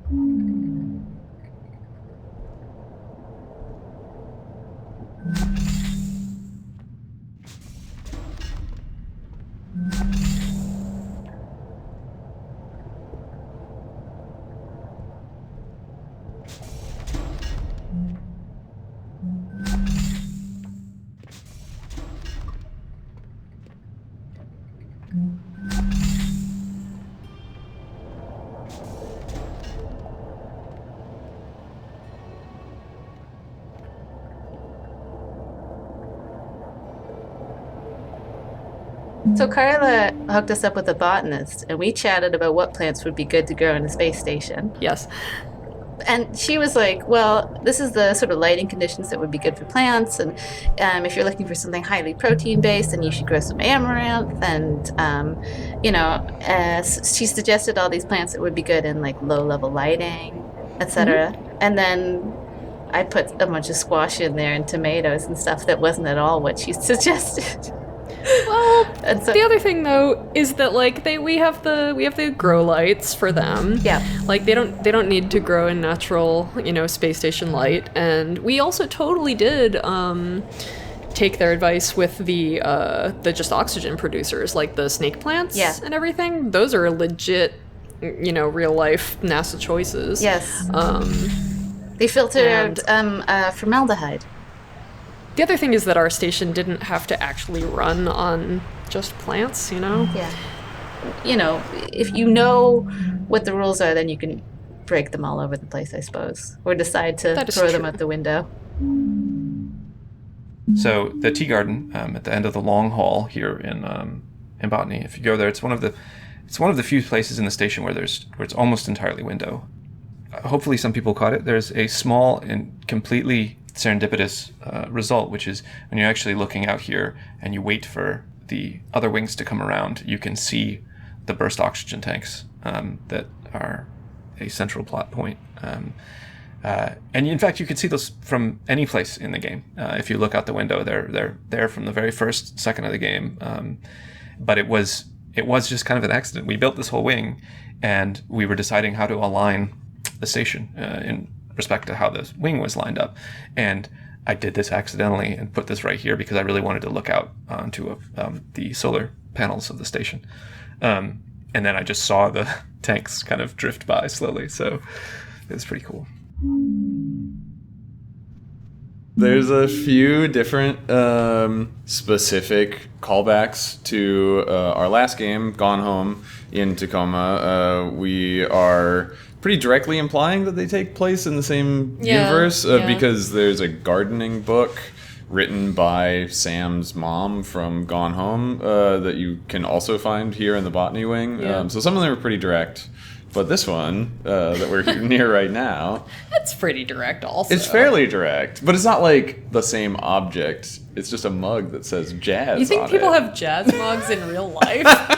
Well, a lot of people do now. They bought them from Topatico.com. Son of a gun. We made it happen. We ruined people's kitchens. It's true. But we don't have this for merchandise. No. Don't get excited about that. As far as... direct Gone Home callbacks go, there's the Janice Greenbrier book, there's the jazz mug, and then there's the Christmas duck that you find in the empty storage bunk in the network technology module. And it later lights in the up. game. That's true. And Unlike it plays Jan's a little book. song for you, yeah. Or the jazz mug. True, nothing else Honestly. lights up and plays you a little song. What a ripoff. The AR game in Andrew's bunk is called Spitfire Returns, which is implied to be a sequel to Super Spitfire that you found in Gone Home, which is the Super Nintendo version of the kind of vector graphics Spitfire game that is playable in Minerva's Den for BioShock 2. So that's the one thing that actually in a lot of ways carries through the most directly from all three of those titles. The basketball Easter egg, I guess, is something that we took from System Shock 2 as an homage in Gone Home and then carried forward into Tacoma as well. But we didn't put it in Minerva's Den. Yeah, there's no basketballs. We did a bad job. Should have made one. Sorry, everybody. You're not sorry. I know. All right. What do you say, folks? Yay or nay? Obviously, we're on board. I'm in. Me too. Okay. All right. Well, we non-essential personnel need to figure out how to do everything we can to set this mission up for success, then get the hell out of your way as quickly as possible. Time is oxygen, people. Break. I can't believe everybody went along with this.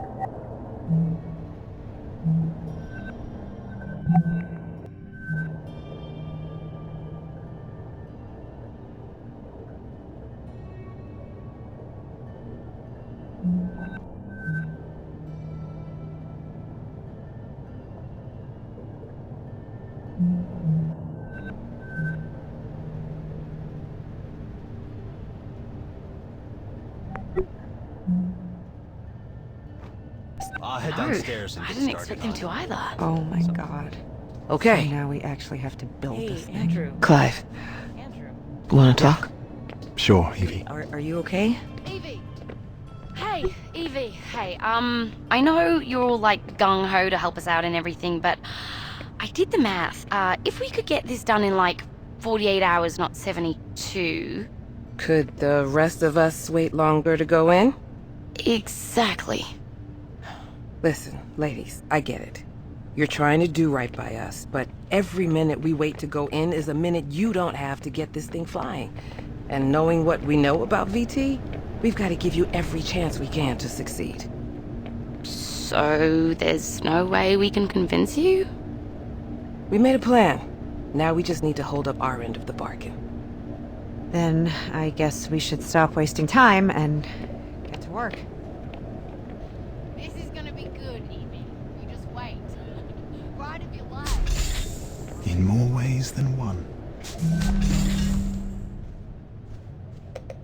I didn't think things would end like this. Did you? What do you mean, end? Come on, Clive. What? You really think they can turn that thing into a passenger vehicle in 2 days? We might as well hold our breath and just try dog paddling over there. But... Listen, it's okay. We know it's not safe working up here. We just don't think about it a lot, but here we are. And we knew it all along. But VT could... VT's not fucking coming, Clive! VT's not fucking coming. You think sending a crew up here at the drop of a hat just to check on things is worth it to them? Dollars and cents, Clive. You know what one of those fuckers said to me one time? If it doesn't make dollars, it doesn't make sense. Them sending a crew up in time, it just doesn't make sense. So you're just giving up then? No. We're doing what we said we'd do. Bert and Nat, they are our only shot and we have got to take it. But I can also be realistic that... Evie, I don't want to be realistic with you.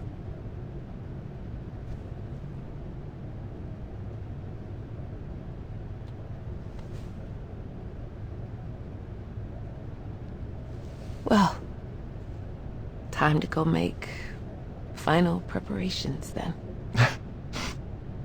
But not too finally. You know, I'm picturing it. The day we'll be walking together. Like this. But the gravity, it won't be artificial. I mean, isn't it strange? We've never felt the Earth's pull together. One day. One day. I think so. Oh, Evie. Do you think you could get everyone to medical? I want to make sure they've got the best shot at waking back up once they do go in. Alright. How about this? Let's give folks a little time to regroup. But why don't Clive and I follow you over there right now? Get ours done. No time like the present. Lead the way.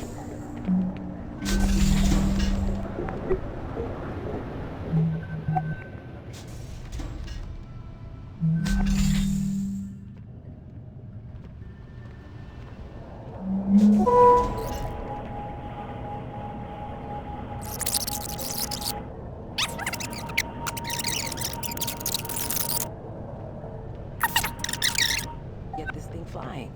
And knowing what we know about V... Stop with... one. Okay, where do we start? Start? I got things started as soon as this all went down. I'll show you what I got lined up. To the workshops!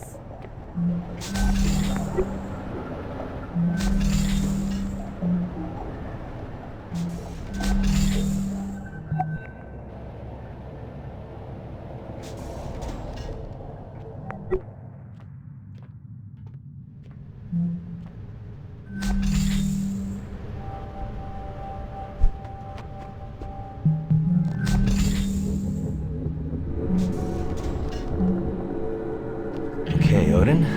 Ready? I'm gonna do it this time.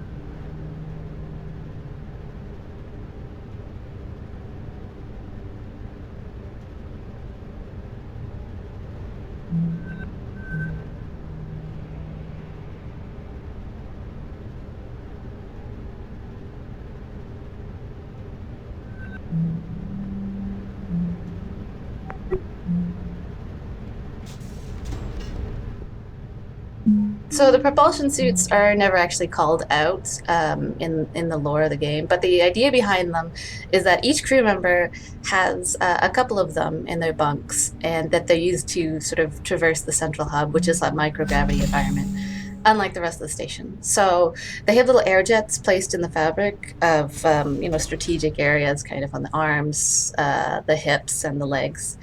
And there's little jets let the user move in kind of a controlled way through this giant space. And it also lets us make like a uniform for the Tacoma station that we can kind of personalize with like a name tag for each crew member.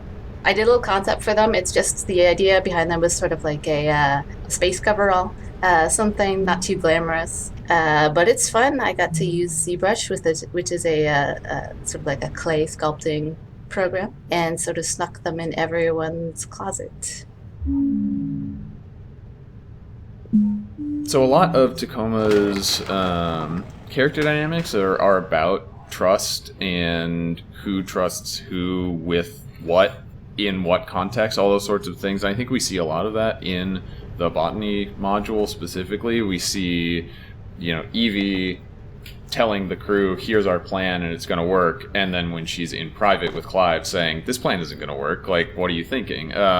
And then I think that you can kind of contrast how both Andrew and Sarah trust and confide in Odin, but Sarah confides in Odin as, like, a personality, and Andrew confides in Odin with, like, his real worries, right, and saying, what I've said is we should just trust the company and do what they say, and then as soon as I'm alone in a room with Odin, I'm saying, how likely is it really that they're going to come pick us up? How sure should I be about this, even though I'm acting totally sure in front of everybody else? Yeah, and Andrew doesn't quite treat Odin like a person. Right. But, like, yeah, he's at least confident in Odin's ability to not spill his information. Right. He trusts Odin as a source of information. Right. And as, this an thing. analyst, This thing that he can acknowledge his own uncertainty in front of, in a way that he wouldn't in front of a human. Right, in like this situation. That sort of like,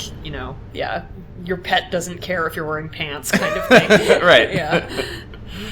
So that's that. True. Andrew doesn't wear his pants in front of Odin. The end.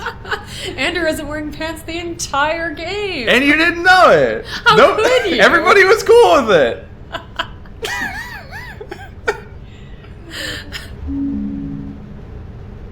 Okay, Odin. Ready?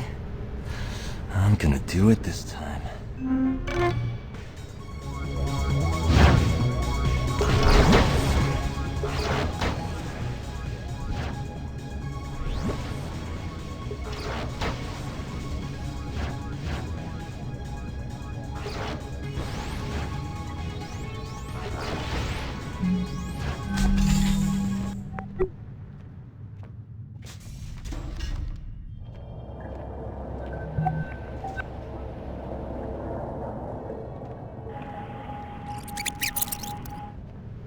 Then gotta do everything we can to set this mission up for then get that possible. I'll Everybody went along with this. I'll head downstairs and get started on something. God. Hey, Andrew. Andrew. Yeah, sure. Hey, are you okay? Nope, I'm not. Okay. Okay. Nope, I'm not. Okay.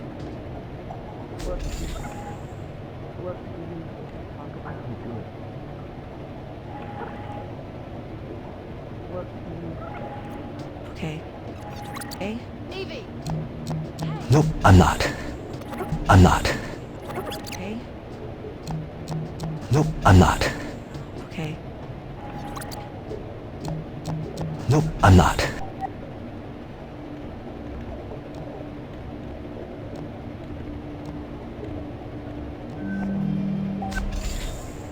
This is one of 3 places in the game where you can decipher a code for a key code door by observing one of the characters in the AR scene actually inputting it. We didn't initially have that as like a mechanical concept. That's right. That is something that we had initially only had like go find the code somewhere and bring it back, but we saw playtesters like watching when the characters would go through the door and looking at the key code, input pad and being like, oh, I was really hoping I could just figure it out from watching them. So we were like, we can do that. And we did it. Yeah. So, that was the point where we were like, we don't want to cut the other ways to get the code that are in the game. We want there to be multiple ways to do it. Because I think there's this feeling of, even if you get every code by just watching the character put it in, but then later you see that code somewhere else and you're like, oh, I could have gotten it this way.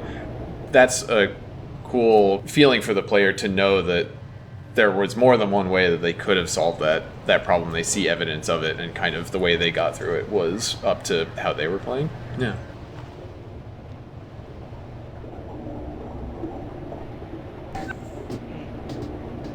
What do you want to talk about? I can't do it.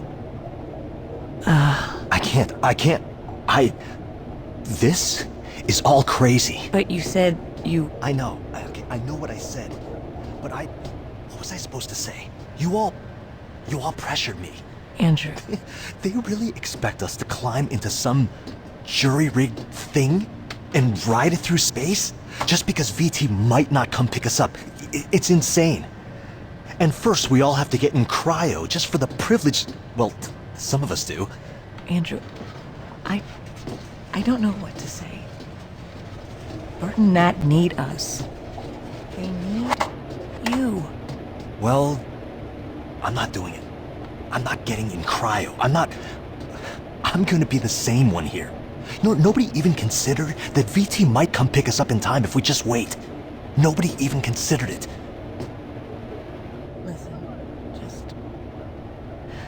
Don't talk to anybody else about this for now, okay?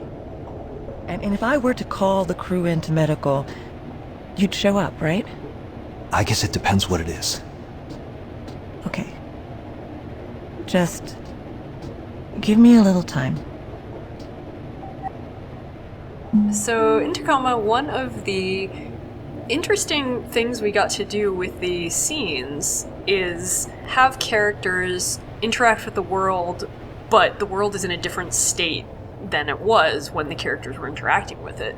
So the difference between the world that you're looking at and the world that the characters were inhabiting is hopefully visible via their actions, but not in any other way. Right. Yeah, here in the irrigation room, there's a good example of this where if you're watching Andrew when he's talking to Sarah, there's one point where he is walking across the room and it looks like he's holding something and it happens to be the hose that's on the ground. And you'll see the characters at the beginning walking through the hose. And then later in the scene, once he had hooked up the hose across the room, you'll see the characters step over it. So that's kind of a good example of showing both states. Yeah, there's some other places where you only see the aftermath. Like in medical, the storage room is all messed up and the shelves are knocked down, and that's what happens at the very end of the scene. But yeah, in irrigation here, you actually get to see the before and the after and the during kind of all in one place. Yeah, the only other one I can think of is the drone, which when it explodes, it gets tilted on its stand, and so everyone's interacting with it in slightly the wrong place. Right, and Bert is climbing up a ladder that has fallen been knocked onto over the floor and stuff like and that. Using controls that are touching things that are now covered by what's that stuff called? Foam. Yeah. Good commentary. Just say foam again like that. Oh, foam. This weird little stone is Andrew's shaping stone that he's been working on. Stone shaping is a sort of meditative practice that we made up. True. That you're supposed to basically just take some kind of like relatively soft stone in a vaguely spherical chunk and just like rub it with your hands, like so that it slowly is worn down into a smooth shape. Yeah. Andrew's family kind of brought this meditative practice with them, and then he is carrying it on and lived it and practiced it in his own life. And that's concretized by the fact that 2 of the stones up in his office belonged to his grandmother, and that she had actually worked on them for her entire life. Also, we have Andrew's cigarettes here because he's a secret smoker, much like Nat, and smoking like normal cigarettes would be an incredibly terrible idea in a space station. Like, you don't want to have an open flame anywhere on a space station where you rely on oxygen to, be there. So we thought smoking was expressive enough that we wanted to have cigarettes anyway. And so we made up a variety of cigarettes that did not actually flame, but they are self-vaporizing, effectively. Right. So I think what we posited was that they had microscopic electric filaments in them, and then when you drew on them with your breath, it would activate those filaments and vaporize part of the cigarette, and that's what you're smoking. So they heat, but they don't, they never cause it to actually catch fire.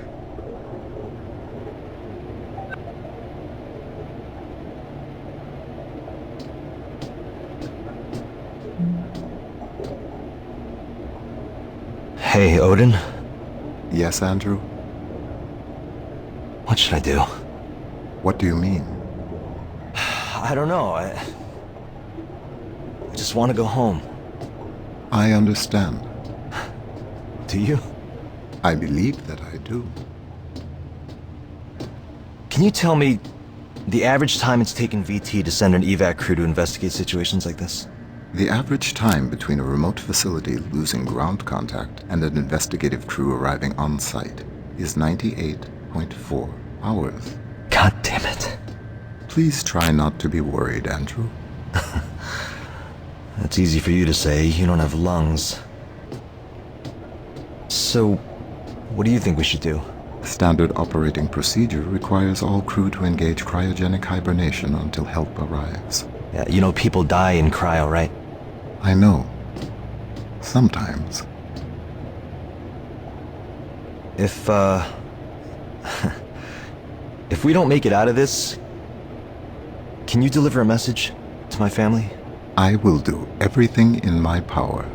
Okay. I'll send you something later, all right? Of course.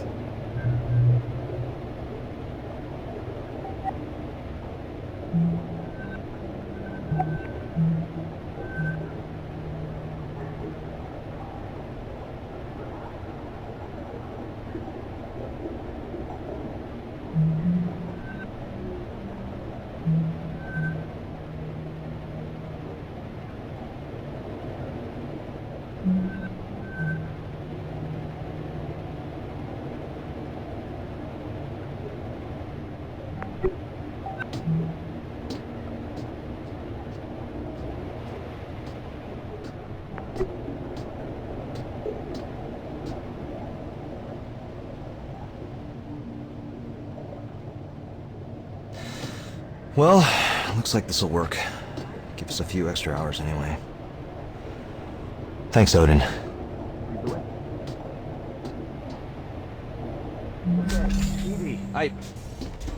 Hello?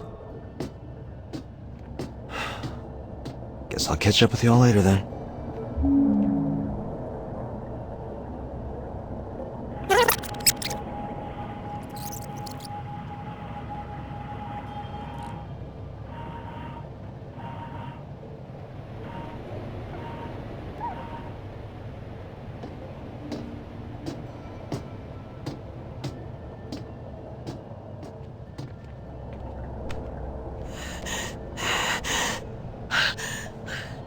Odin? Close your eyes. I did already. A light wind rustles the green tall grass. Your skirt billows gently. Warm sun caresses your back. Yes. You begin walking forward. The grass is cool. Your feet lighted with each step. Do you see what is in front of you? As I step through the grass, I naturally come upon a path. Yes. The dirt of the path is soft on the soles of my feet. I don't know what's going to happen to us, Odin. Sarah.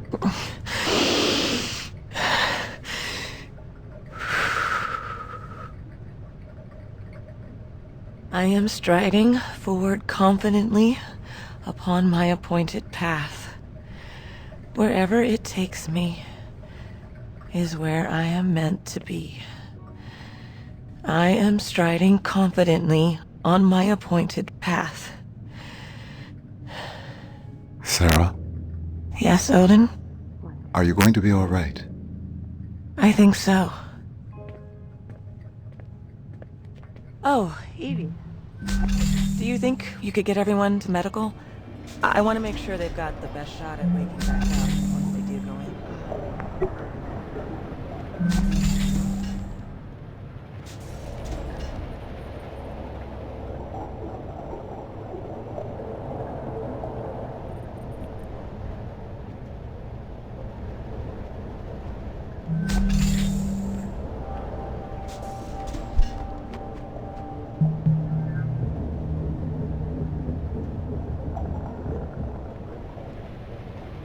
Okay, Sarah. We'll see you over in Mech. Soon as everything's wrapped up here. Alright. Good speed.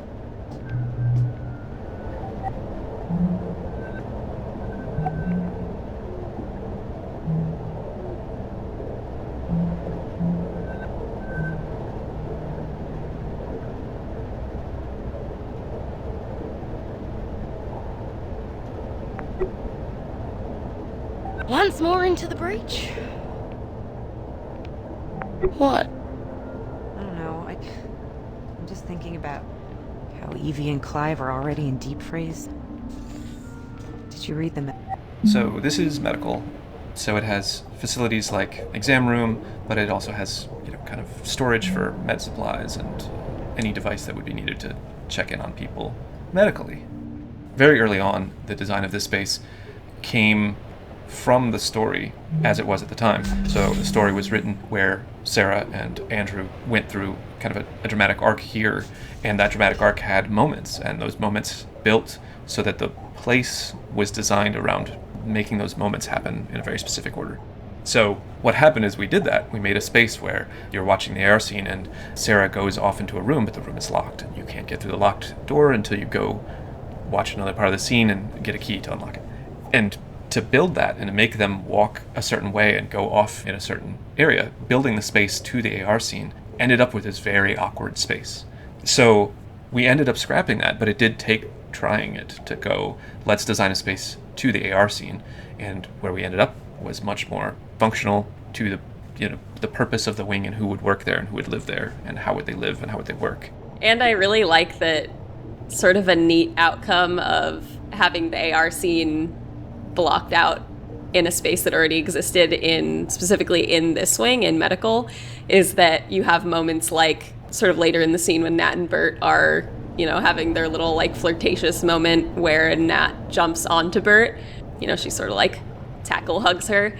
There's this interesting outcome where that happens in one room, and then it just so happens that Sarah's office is literally on the other side of the wall. So if you stand in Sarah's office and are standing sort of next to Sarah when Nat tackle hugs Bert, you can hear that through the wall.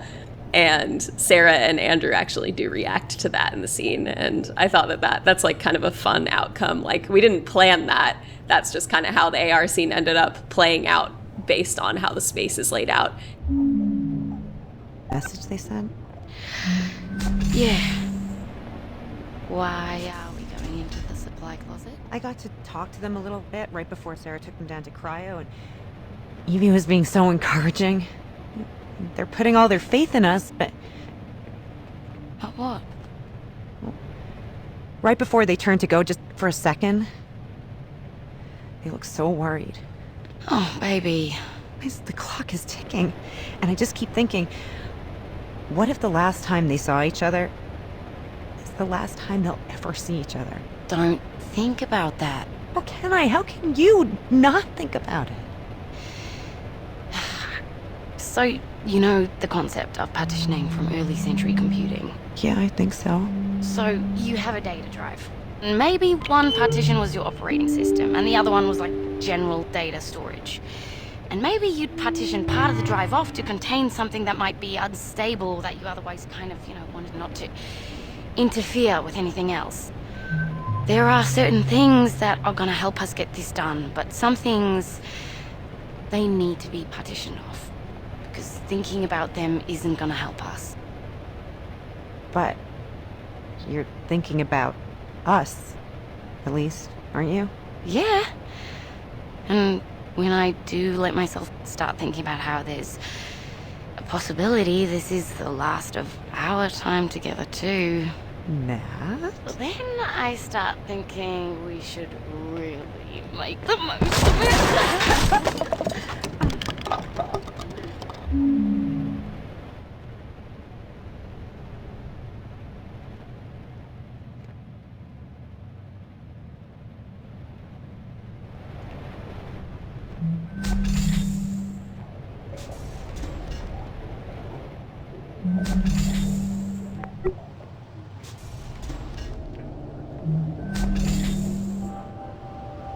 So this is one question I have, because I don't remember how we got to Really? it, but there was a lot of iteration on the design of the AR desktops, but what we settled on was kind of the horseshoe icons, which You mean I the think horseshoe bat? I think came from you. That horseshoe bat. Yeah.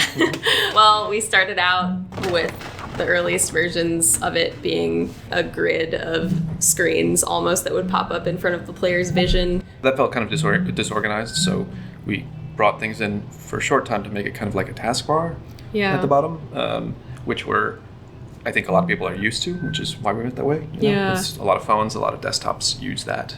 And also that also wasn't using the player's visual field really. It was just still behaving like a flat computer screen. And so we did the strange decision of bending it into a horseshoe shape so that it could surround the center of the player, or I guess character's visual field.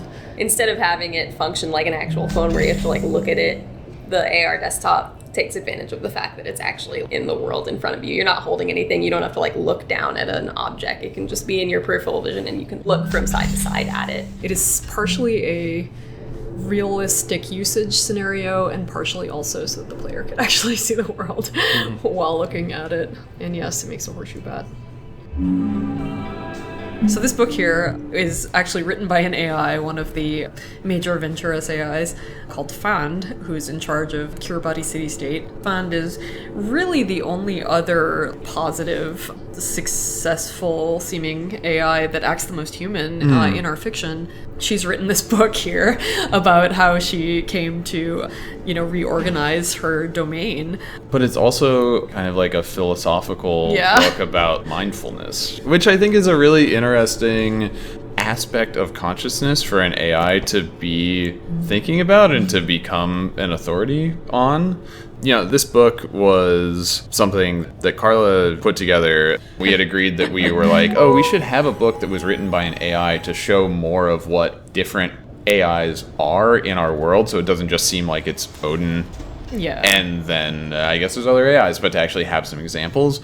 And so, this was Carla's version of, what is an interesting additional perspective for an AI to represent. And I thought this almost enlightened Buddhist seeming perspective that this AI presumably has developed over years and years of observation and kind of examining its own ways of working and how people relate to each other and stuff, felt like a legitimate thing that could happen with the concept of AI, but definitely not something that we had seen anywhere else within our fictional world. Sarah ends up being kind of the Ellen Ripley character of the game, but she didn't start as that character when we were writing the game. We really started from who the characters were and what their roles were and then fit them into a plot. And I think that as we were going along, by getting to know Sarah, we realized that she made the most sense to be the person who would, in a way, kind of like team up with Odin to pull off this plan in the end. Yeah, no one else's relationship with Odin is really as personal at all. Like, even Nat, whose job it is to work with him, you know, she treats him as a project a little bit, you know, and or a pet, and it's just not or a problem quite to the solve same. or a system. It was interesting for us to get a feel for Sarah and kind of realize she has a kind of like boldness to her and a determination to her, even if she also has these internal struggles with like anxiety and everything. And we discovered that she's the kind of person that if she was put into this kind of like high pressure do or die situation, she would just do her best to do it, you know. She would kind of rise to that occasion, and she ends up being the only person that can do that. And I think we get to see how she follows through.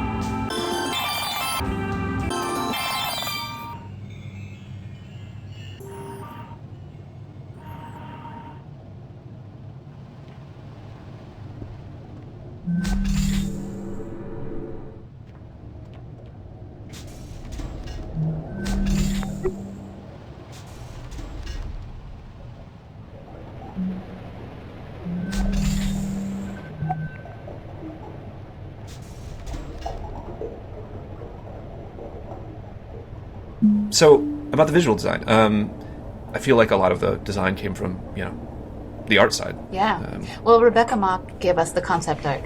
Rebecca's a great concept artist, and she does comics as well, and does illustrations for editorial work. The exterior of the station was one of her designs, and basically I was very lucky because I just got to look at her work and try and replicate it, or translate it, you know, in so much as, you know, she's used to drawing in a 2D way, and I have to translate that into this crazy 3D model. But yeah, it was definitely the biggest model I worked with, and probably the most. I came back to it for the most revisions over the course of about a year or so. And yeah, no, it's a big one.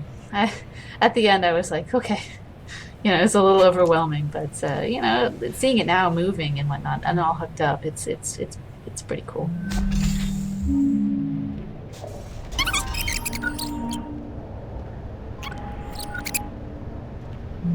All right, good speed.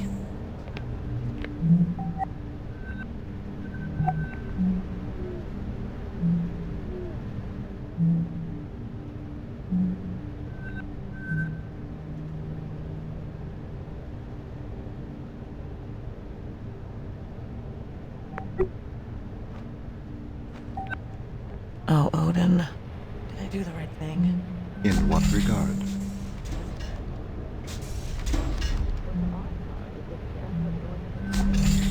I believe that you have made a decision. Regard. Oh, Odin, did I do the right thing? In what regard? Does Nat deserve to know what her odds are if she ends up going into cryo?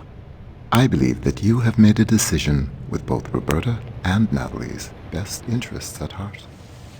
Above all, do no harm.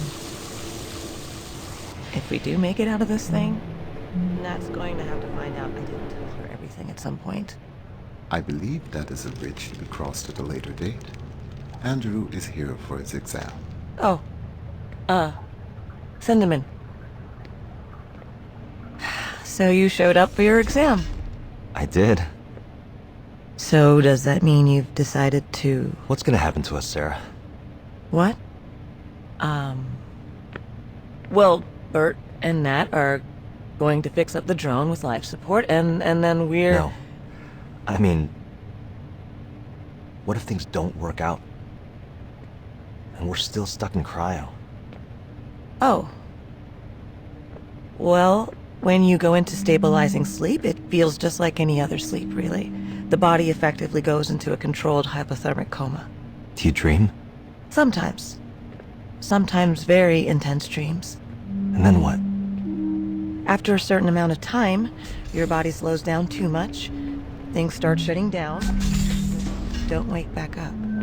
It doesn't hurt. No. Do you think Bert and Nat can get it done? I do. Then I'll just have to trust your professional opinion and do my part. It's been good working with you, Doc. I'm ready for my exam.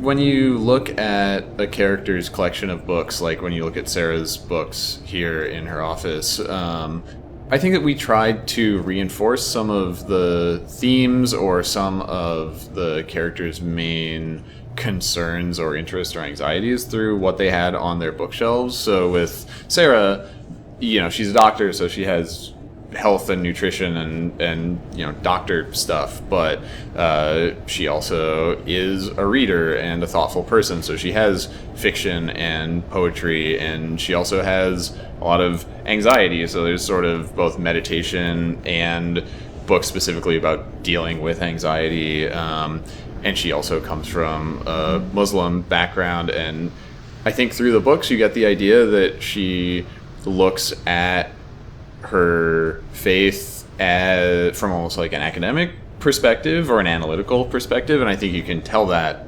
almost exclusively through looking at what kinds of books she keeps in her personal spaces. Additionally, we got to project some of our own likes and dislikes onto the characters, because, you know, in order to fill out someone's library, it's pretty hard to keep everything completely on topic. Right. Yeah, I believe Nina requested the William Carlos Williams book, and a couple others here and there. We have Alice Munro and Margaret Atwood. And Margaret Atwood. And Deepness in the Sky is one of my favorites.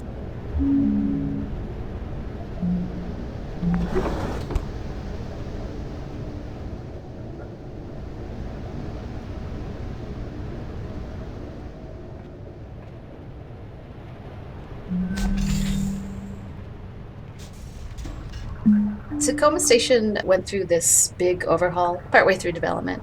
And the first version of the station was this microgravity station where everything floated, everything, you know, there was no gravity whatsoever. And so it was designed as such. It was designed like the ISS so that objects like this in the toilets were to be used in microgravity. So, you know, when a user was, or a crew member was, you know, using them, they wouldn't spray water all over the place. They wouldn't float away when they were trying to actually like use the toilet, which is, it would be an actual concern. And so they do look a little strange. They're kind of legacy objects in the grand scheme of things, in that they are some of the earliest models in the game. And the medical bed is another. Originally, it used to have little foot braces, and it still has the straps of back in the day when one of the first rooms we actually made in the old station was the doctor's room, Sarah's room.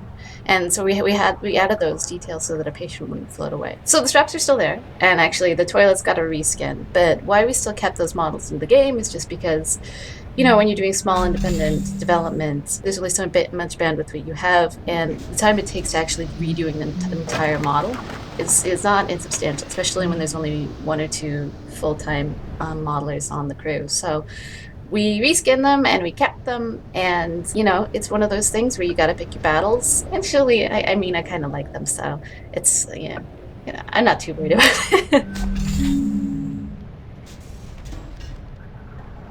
Unlike in a lot of popular fiction, our version of cryogenic stasis is not something you can do long term. It's not like in Alien where you just kind of are out for a few years and wake up in some star system.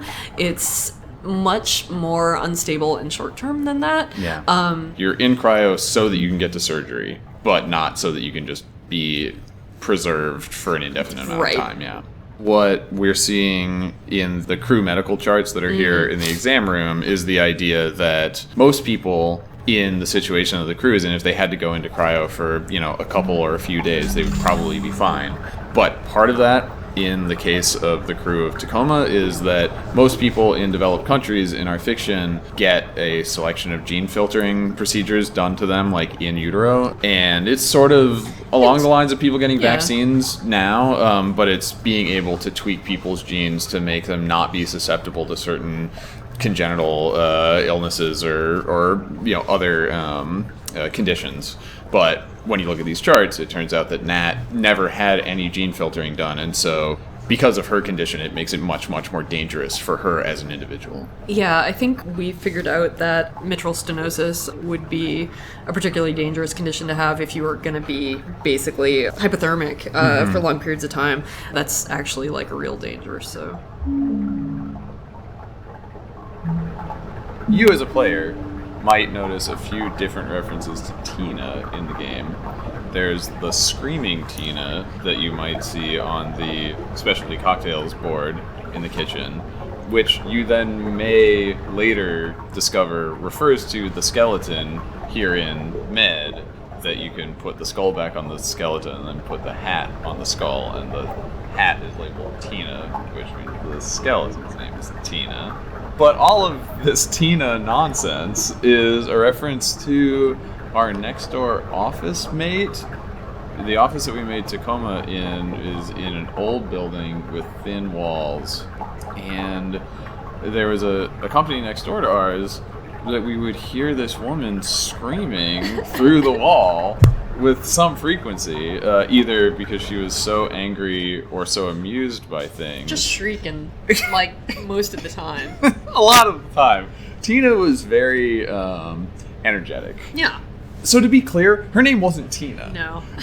Steve just made it up at one point. We were like, we always hear this woman screaming through the wall of our office.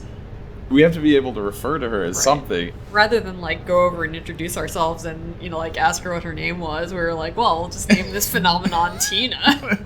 And part of that is because there were two women that worked in the office next door to ours. And so, since we only ever heard the screaming through the wall, we didn't know who in the office it actually was. And so, for years, we were conjecturing about which of the women in that office was Tina. And then they moved out, like, shortly before the end of the development of Tacoma. And one day, soon before they moved out, I heard Tina's voice screaming and saying, "Oh my fucking god!" over on one side of the office.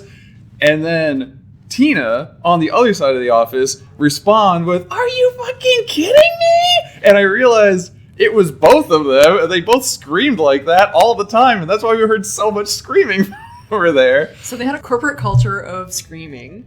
So we wanted to pay homage to Tina in the game. We figured a screaming skeleton was probably a good way to do that. Thanks, Tina.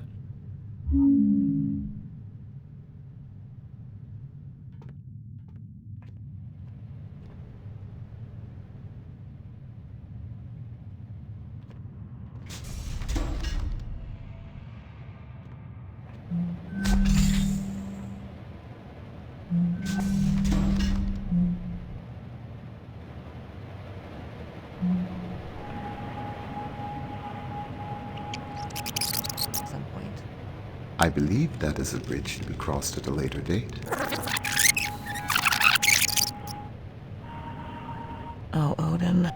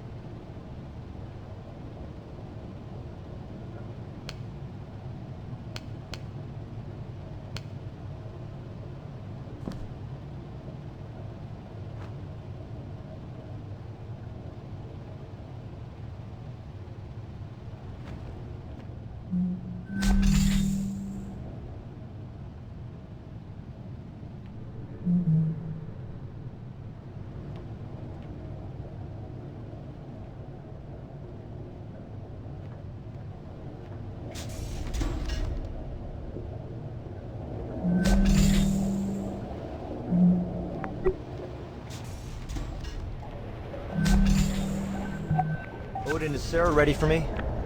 I will tell her that you are here.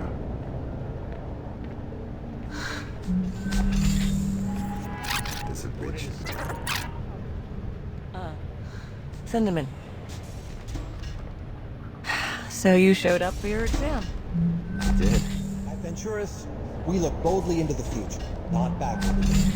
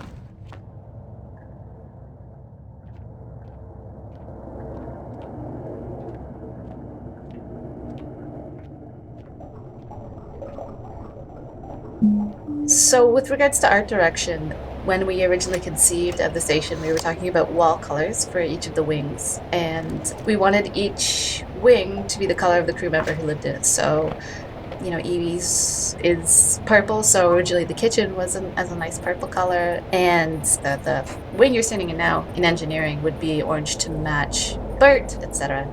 But 6 colors is a lot of colors. And so in the interest of simplicity, we chose just one central color for each of the 3 wings.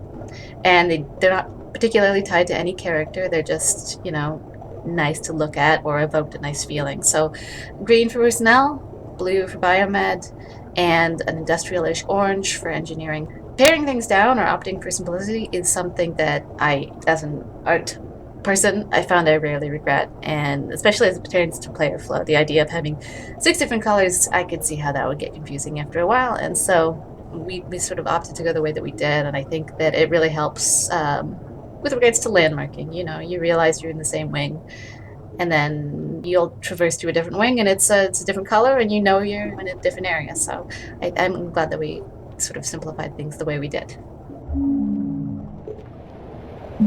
The reason we made the sync device functionality be so like obscured to the player was because early in development we were having trouble with like progression systems and like keys and locks, and people getting too focused in on locks that we were setting up in the game and sort of ignoring the story to find passwords and stuff. So the sync device was sort of a solution for us to have a gating system, but one that the player didn't feel like they needed to like spend all their time paying attention to, because the idea is that it's like almost like a USB stick where you're downloading stuff, and that's the kind of thing that just takes time and that you don't have to pay attention to, and people generally know that who use computers know that kind of paradigm. So that was sort of like the original idea for why the sync device is sort of this like obscure thing that's just like downloading away.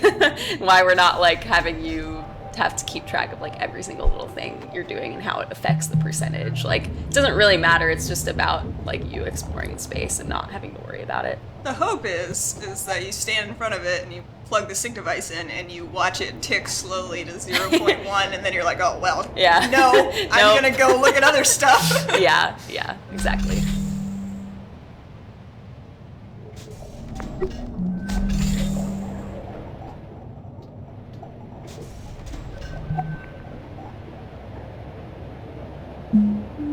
in mechanical engineering, which is Bert's zone.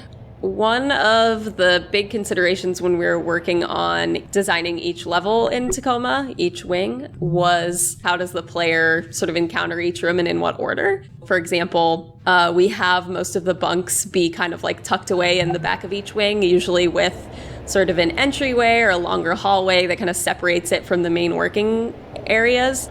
We did a lot of tricks. For a time, there was even kind of this idea of an airlock where there were 2 doors that you had to go through to get to everybody's bedroom. And then you can see in the back, there's an example of an elevation change. We tried as much to make them feel like they were lower or higher than the rest of the space, so you kind of had to go upstairs to get to the bedroom. And that was so that, we could have these working spaces where we would imagine, Bert would come out and, do her mechanical engineering work during the day, and then going home for her, she at least has this sort of, separation of work and personal space, and not just be, living in your office. Right. So, yeah, each wing is sort of designed to have the working spaces be accessible in an order that makes sense, and to have the bunks in the back to give characters a sense of personal space. So the bounce lighting is specifically referring to the idea that when the sun comes through in some spaces and hits certain surfaces, we try to make it look like the whole room changes temperature and sometimes warms up. Most rooms that have a large pool of sunlight that moves through actually has a floating point light that's just sitting there. And that point light is one color, and it is on a timer that is linked to the angle of the sun, and when the angle of the sun hits X or Y, it warms up or cools down. And for me, and I don't know if this hit you as well, but it made it feel a lot like a plane. For me, when I'm in a plane and the plane banks or the sun setting or something has changed in the plane and the light starts coming through in a different way, and you see it go across the ceiling, and then the room temperature changes and it becomes a little golden and a little orange, and it's just this.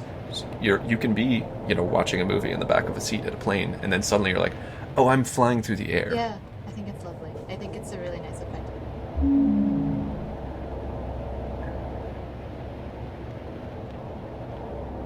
You coming, Sarah? I'll catch up with you. Okay. Earlier, when you decided to withhold it.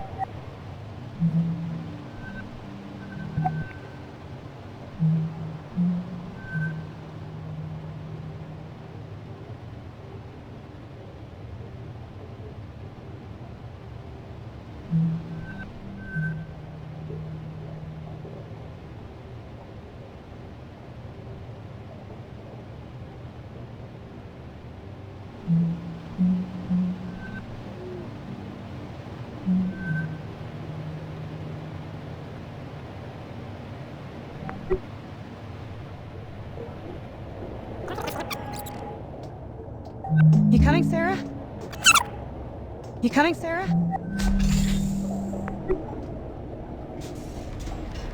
Something that players with a keen eye for game development history might notice when they're playing Tacoma is the presence of a character named Roberta Williams. That's Bert's full name.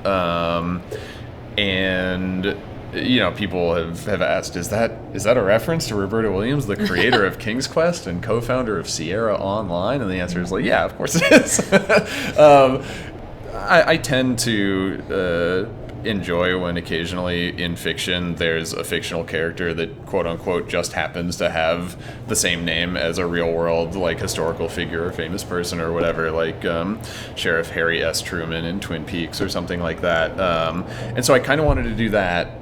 And also, Roberta Williams as a figure in the industry was a really influential person in both her work as a game designer and writer, and one of the very, very first originators of the graphical adventure game with the King's Quest series.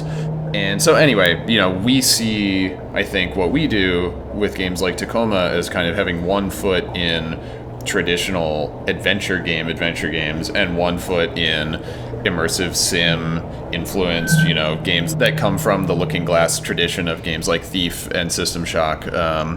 So yeah, being able to put you know, a little bit of an homage and a tip of the hat to Roberta Williams in the game, and kind of acknowledge, I think, the reverberations that her work have had even on, you know, stuff that we're doing now, was a cool opportunity to have.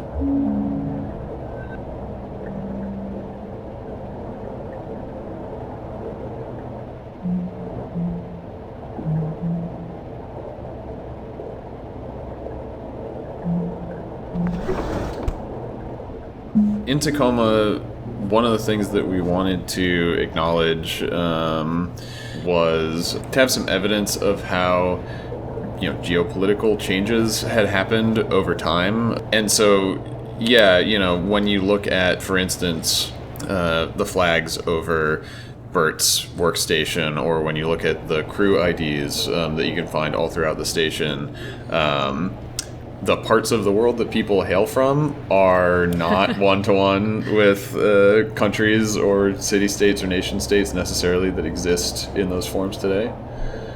We, I think, only know as much about our fictional universe as we need to, which in many cases is more than we put into the game and more than a player could know just from playing it, but it's also only as much as we need to know. Because we only know where the story touches. Like, we know enough to know what we can refer back to in the text. Right. And, you know, I think that we know that the DEC exists because we knew that Andrew was from New York, and we needed a region name for where New York is now.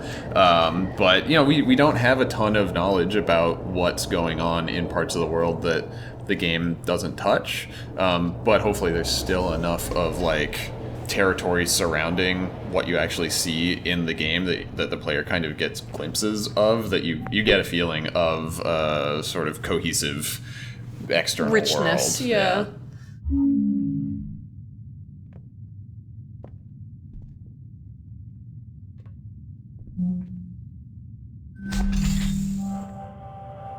I like Nat and Bert's bunk. We tried to make each bunk feel very different from the rest. They all have a different footprint. They all have a different, you know, color and aesthetic to them, as best as we could do. But I think that Nat and Bert's bunk might be one of the more successful. They have sort of a high number of unique assets, like the weird floppy gel animal.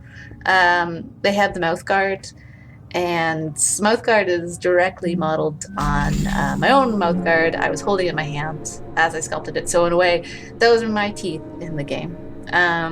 They also have the sex toys. There's the vibrator and the rope. You know, just the mural on the wall is kind of interesting. So I think, you know, it's one of the more interesting bunks to visit. Nat and Bert's bunk, I give it 5 stars.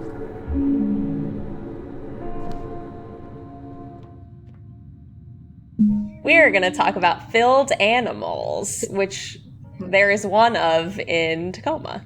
And it's like a stuffed animal, but filled with gel? Right, yeah, it's stuffed with gel. It's filled, even. It's filled and stuffed simultaneously. It's gross. Well, I just know that they weren't going to make it for a long, long time. Like, they just weren't in the game. And finally, they came in hot, like at the very end. Like, we were like, well, we have the model. Like, I'd modeled it at some point, and Noelle had rigged it. Because of all the joints and the wiggliness of the legs, I think it was an interesting time to try to make it behave in a way that was the appropriate amount of terrible. So yeah, I guess filled animals happened because of our love for plushies and just being jokesters. I think many things in Tacoma came from office jokes and then became serious. Serious in quotes. Bert, in fact, is engaged with decorating their room in the AR fragment that's here. It's kind of an externalization of Bert's desire for something else. You know, Bert's desire to kind of branch off from what she's been trained to do as a mechanical engineer and be able to kind of follow her, you know, passion of doing art and being an artist. Yeah. Or at the very least her interest. But yeah, it's not really encouraged by Venturas. Right. But the painting that she's doing is a painting called Luna, that I think is from like sort of the 19th century kind of like pre-Raphaelite school. And we thought it was on theme, being like a lady on a moon. Yeah. That, you know, That's cute. Bert is very sweet, but her idea was a little on the nose, but that's okay. I mean, Clive's music is a little on the nose. It's fine. It's true. We can blame our characters on Oh how yeah. corny we Oh, are. that's exactly what we should do. Yes, you're right.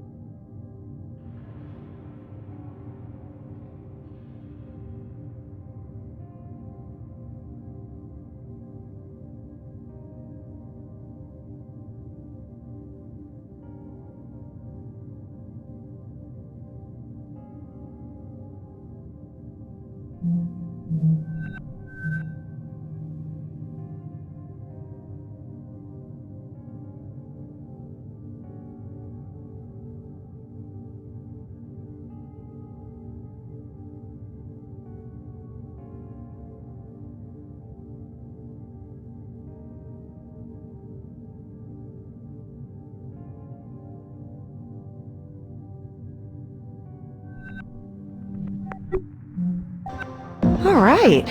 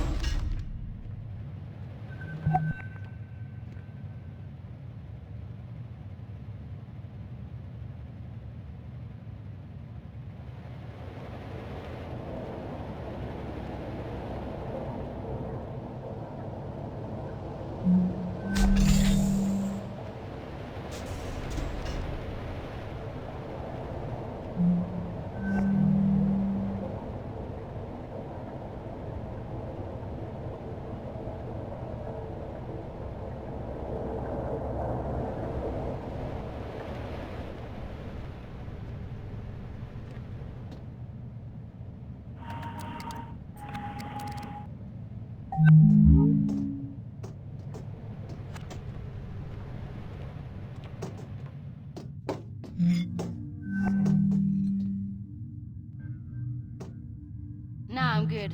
I'm hooked in. Gonna test the connection. Okay, great. This will only take a minute.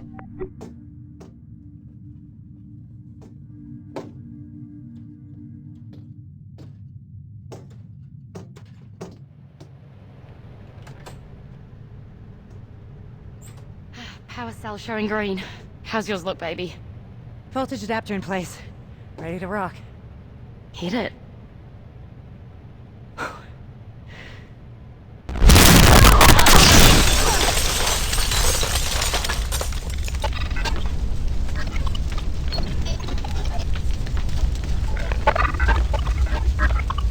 Oh my god.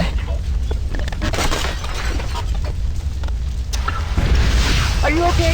Can you feel your feet and hands? Ew! Ow. My hip just hurts.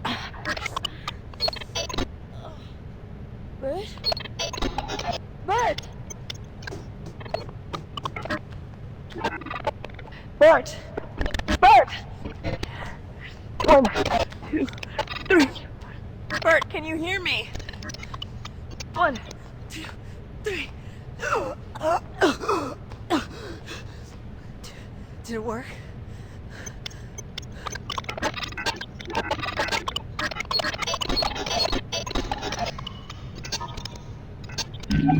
What will you do now? Then tell me what you are going to do. Oh my god, Odin. Bert and Nat are injured. The drone is fucked. I'm going to give them a little time to get over the shock, but Then we're going into cryo. Sarah, please listen carefully. I am not telling you what to do, but I am mentioning that there is a door in the network technology module that is normally inaccessible to the crew, and it is true that you could, before proceeding to cryo, investigate that door. What are you telling me here, Odin? I have told you all that I can. Simple facts, nothing more. Oh my god, Odin. Are my patients stable? Yes, Their conditions won't degrade if I leave them here. they should not.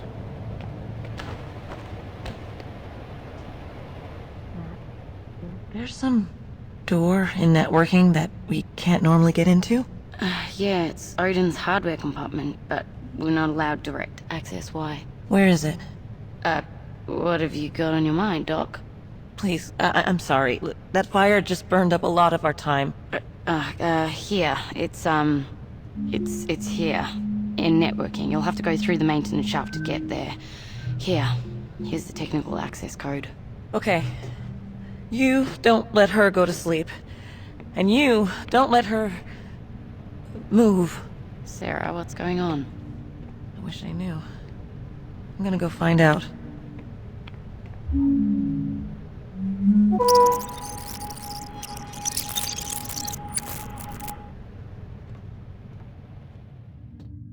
There's this scene in the drone bay between Nat and Bert where the two of them are in this terrible accident together and they're both injured. And this is something where, you know, when we arrived at this being one of the scenes in the game, I kind of naturally had to draw from an experience I had where my wife and I were in a motorbike accident. And, you know, that was a really traumatic, scary experience for me.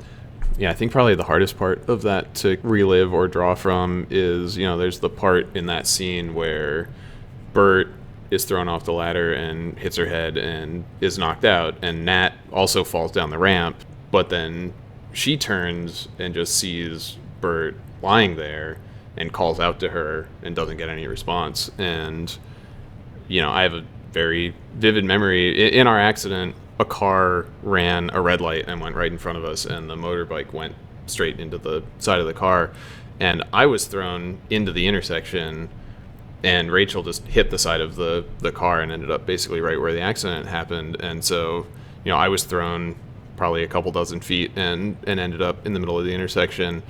And, you know, first I saw that my leg was broken, and I was like, I probably shouldn't look at that anymore.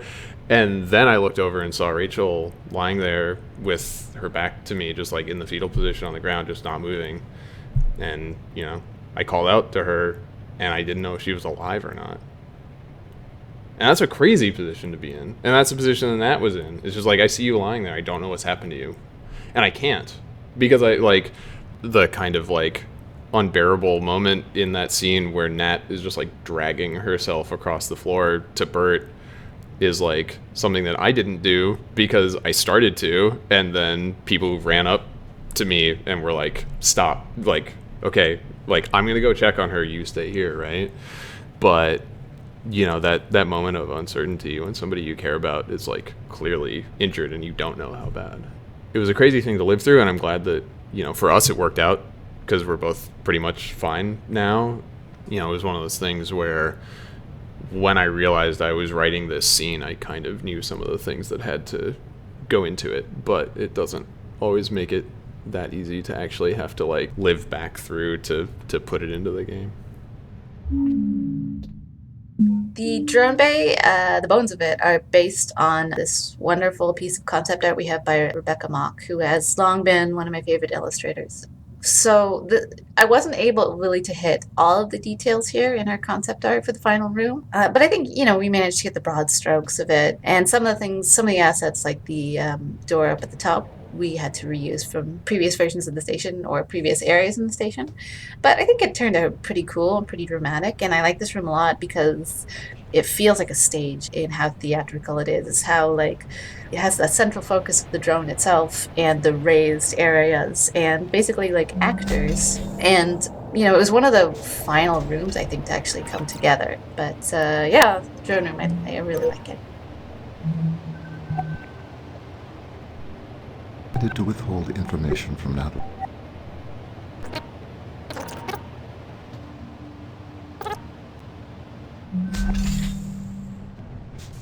This crossword puzzle is sort of an intense repository of extra world building that we didn't get in anywhere else. It's true. Well, we have a whiteboard in our office that had a bunch of different kind of like world building universe details that we had decided on at different points in development. Yeah. And only some of them were mentioned naturally in like emails or dialogue or whatever.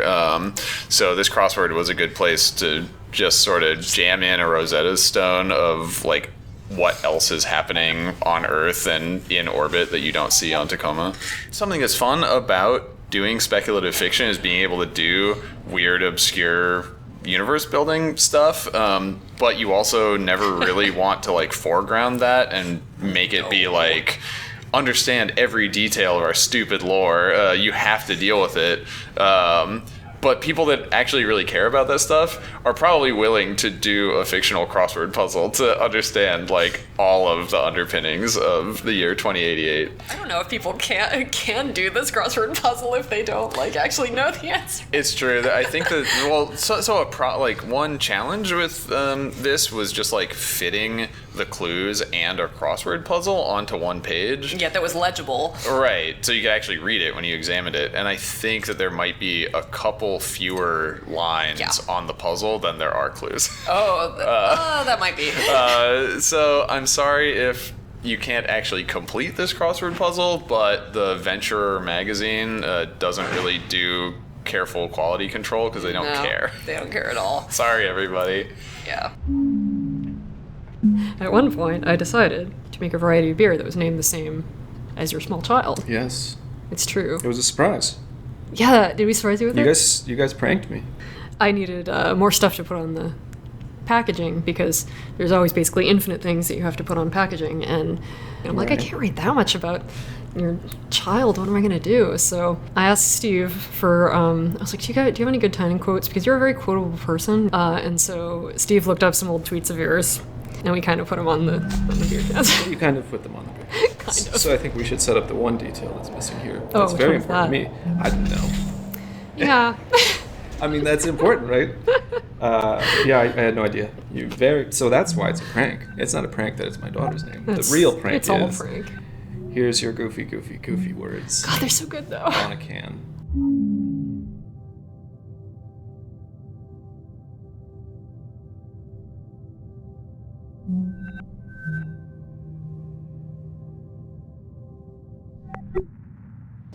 Test the connection.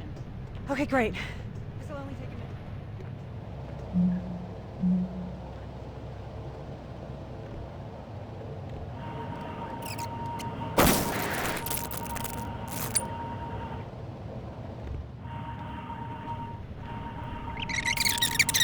And you'll have access code. Okay. Here's the technical access code. Okay. You don't let her go to sleep.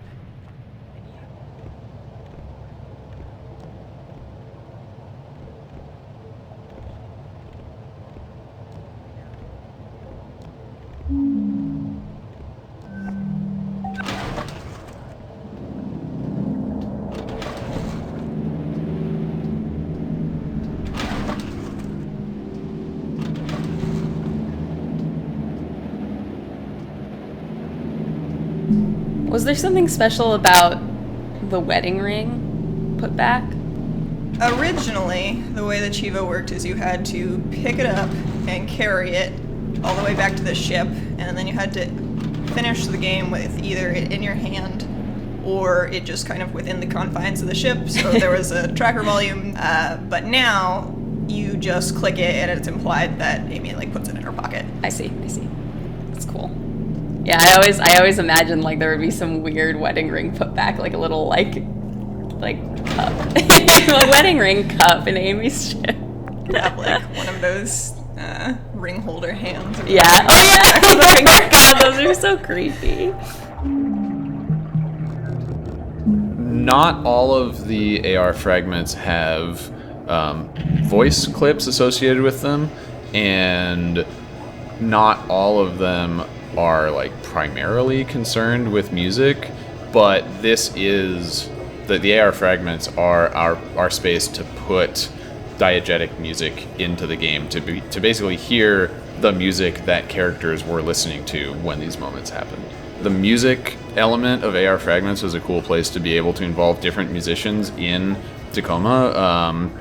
The band that Nat is listening to here, and that's in Sarah's bunk, is a band called Floating Room that are a Portland band that we discovered during the development of the game, and they had like a feel to their music that we thought really fit. They also play the end credits music and our launch in party. the game, and they played at our launch party, which was really sweet of them. Yes. And our friend Matt Burns, who is a musician and also works in the games industry as a writer and a producer, provided us the music for Nat's Office. Patrick did at least one of the tracks. Did the one in Bert and Nat's bunk. Yeah. And some of it, was like public domain stuff like the old-timey jazz music. But yeah, it was just another way to get a cool variety of contributions from different artists and performers into the game.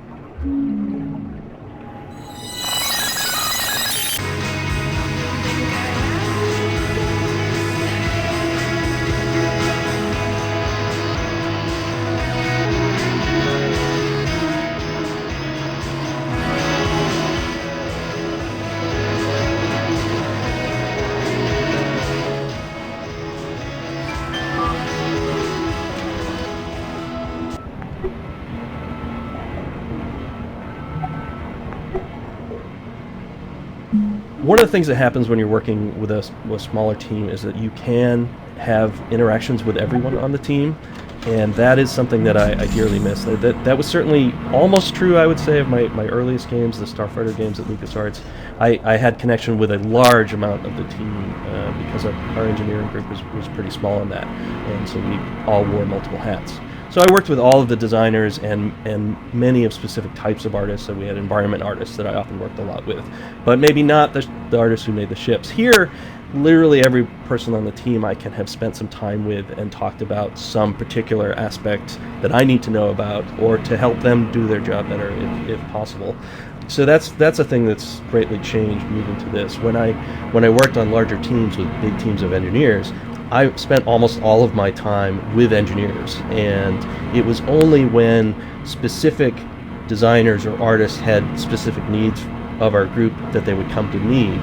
I didn't really have the chance to just kind of walk around and spend time with individual artists or designers, which is something I dearly missed, and actually is a big part of why I've become an independent again and doing consulting, is to have the opportunity to work directly with people and see myself more on the screen as a result as well.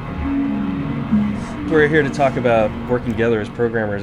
It's interesting because it has been a while since I've worked with someone for whom this was a first game. Yep. And that is unusual. So I have a almost 20-year history now in games, and I have a 3-year history in working in games now. That's right. Well, I was kind of thrown into the deep end when I was hired. We didn't have any other programmers, so having others come onto the project was super exciting for me. Yeah. Yes, it's funny because you think of programmers as working in a vacuum, but the truth is I think we benefit a lot from a meetings of the minds to be able to pass on just whatever bits and bobs I could think of to pass along as I encountered things working with you. Well, one of the things Brett really helped me with was being more aware of how I was using processing power and memory and all sorts of things, like making the stuff I was writing more efficient. And as that became more and more of a concern later down on the road, I became much more aware of I was doing this in a super unsustainable way. Yeah, a lot of that's just, accruing experience, and the best way to pass that on is to be able to talk over it with someone. I mean, certainly I have been doing throughout my career, but that has changed over time. There's been a lot less direct mentorship later in my career because the teams are large and established, and I'm giving a lot of guidance, but not necessarily. I'm generally working with people who are more experienced, and so I don't have to pass those tidbits along, or they may have tidbits of their own that I'm picking up as well. So anyway, that's all been kind of a terrific part of this project for me. I will take any tidbits you have to share.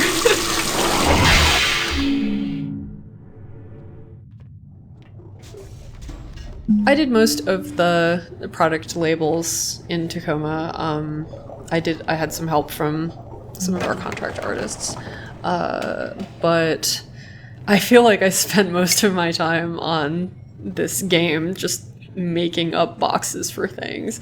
And honestly, I'm a stickler for detail, but my only real secret is just research the hell out of it.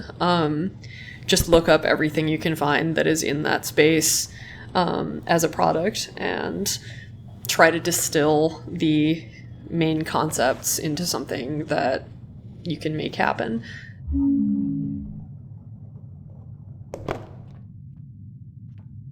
There's a Christmas duck in Nat's bunk, which is very jolly and lights up and sings a song.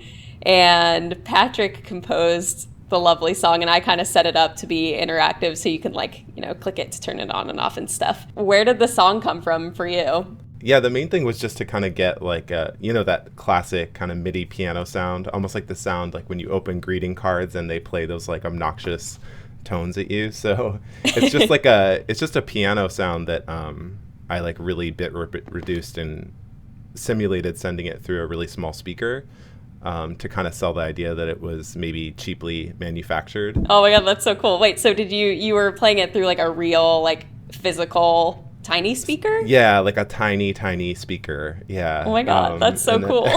Yeah, super analog. Yeah, but I love the Christmas duck just because, I don't know, it's one of those moments that feel like really personal when the player kind of stumbles across it. At least it did for me when I was playing through and found it. So.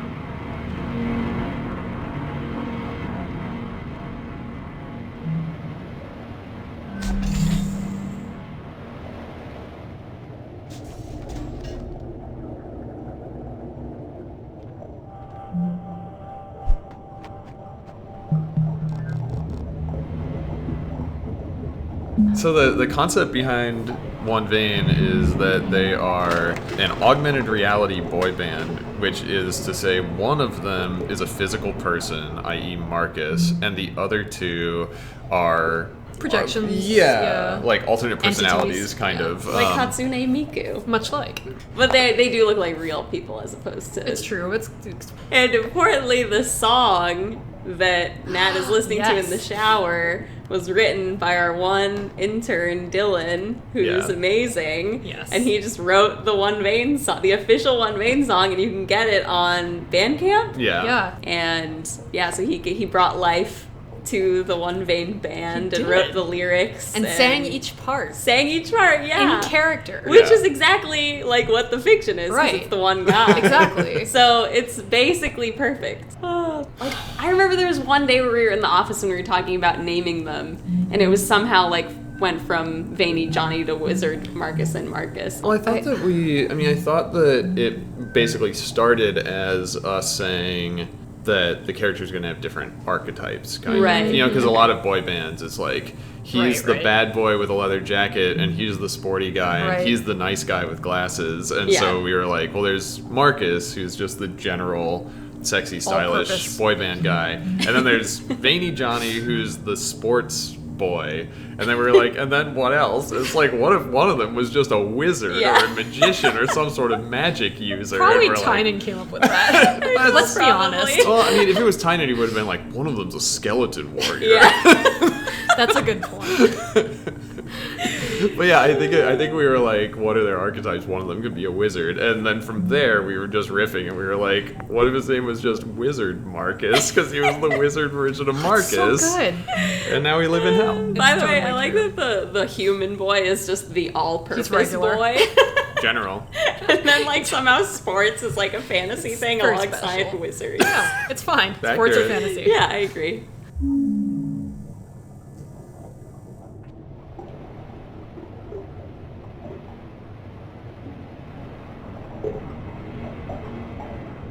Yeah, I'm Nat. Pleased to meet you.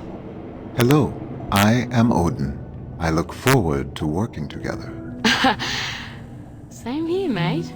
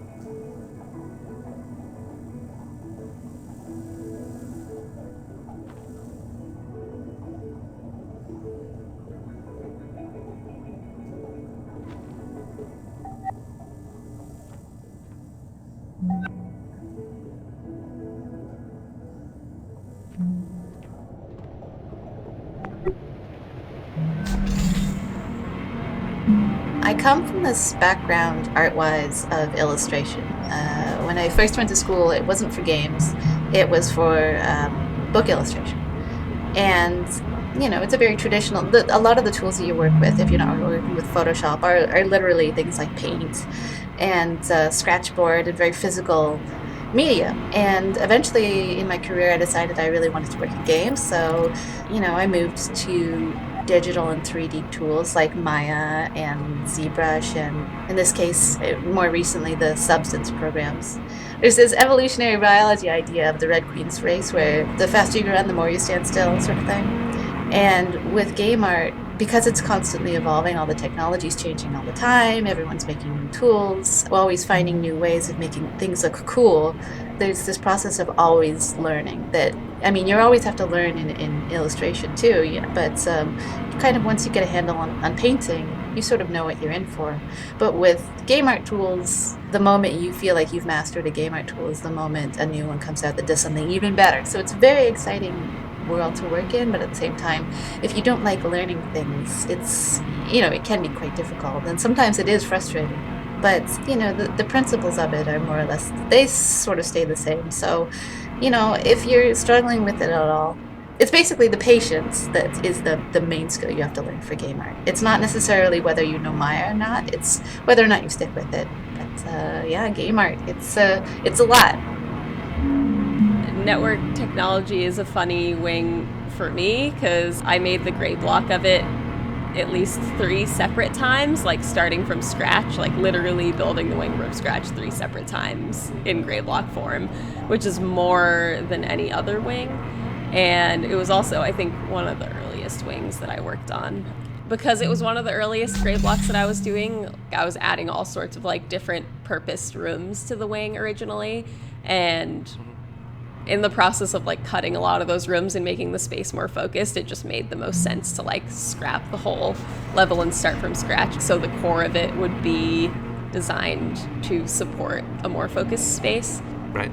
Cutting off a bunch of rooms and just being left with a weird squirrely hallway or core that is no longer necessary can just be kind of like you're left with a strange shape. Yeah.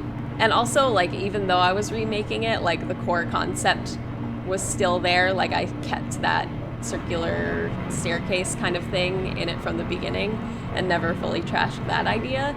So it was more like iteration to preserve and refine the good elements that I really enjoyed making, and then being able to like reshape that to fit the more concise idea of the space was good. That is the location I mentioned. You're there? You're gonna need a crowbar or something. No, it's open. It's just hanging open. What? I must inform you that Ventura's regulations forbid contracting crew members direct access to AI hardware. But I cannot prevent you from proceeding. Nat, I'm going in. Okay, just be careful.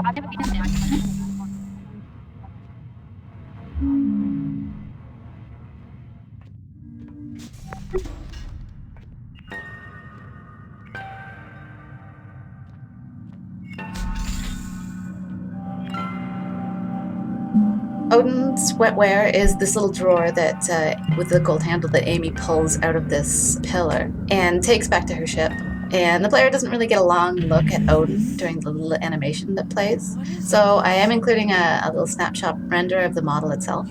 When we first started talking about Odin's design, like not Odin the room, but Odin the actual, this little individual piece of wetware, Carla had mentioned the shapes and forms of a Romanesco cauliflower. And in my first version of the model, I'd actually taken up an alpha or a black and white height map, essentially, of a Romanesco cauliflower and sort of pressed it into the actual model to get the shapes. But it was a bit noisy and it didn't really read as intended. It made some cool patterns, but it was also a little cluttered visually. So we did a second pass on the model, and we made him look more brain-like, more wetware-like, more organic. And in Odin 2.2, it felt more like a living piece of technology than the previous rendition had. And I remember spending a lot of time painting out the little veins and things in there. And I really like how gross it looks. This is another part of it. I tried to make it as glossy and weird as I could. So that's Odin. He's actually, he's a handsome voice in a gross little box. When Steve asked me to voice Sergio, he didn't exactly say that Sergio was the villain of the story. But I could tell by the way he described Sergio, sort of smooth, confident, the public face of a big corporation, that he probably wasn't going to be the hero. So when I got the script, I learned that Sergio speaks in monologues rather than dialogue with other characters. That got me thinking about how video games present characters through PA systems or audio logs. So I was thinking about games like System Shock 2 and of course BioShock and Andrew Ryan. So I began to think about how to convey Sergio's villainy in a sort of video gamey way, which is to say, not how I normally teach actors to work, which means the kind of acting you typically find in video games. It sort of insists that the actor wear that one defining thing about a character on his sleeve. So villains sound properly villainous. So when it came time to record, I asked Steve and Carla what they were looking for, and Steve just said, "Be yourself." And I was like, And Steve said, "No, we really want you to just be your kind of genial, soothing self. Don't play the villainy, just play it straight," which I translated to mean find the truth, which is what actors do. There are a lot of things to admire about Tacoma, but for me, it's the naturalness of the performances that really delivers the characters and roots them in a believable reality. It's the way that we don't tell you what you're supposed to think or feel about these characters, and the way we don't distill our roles into easily recognizable types. As actors, we make choices that trust the player to construct meaning on her own rather than pulling from a bag of tricks that every actor owns. I think when you trust your actors like that, you're really communicating a sense of trust in your players as well.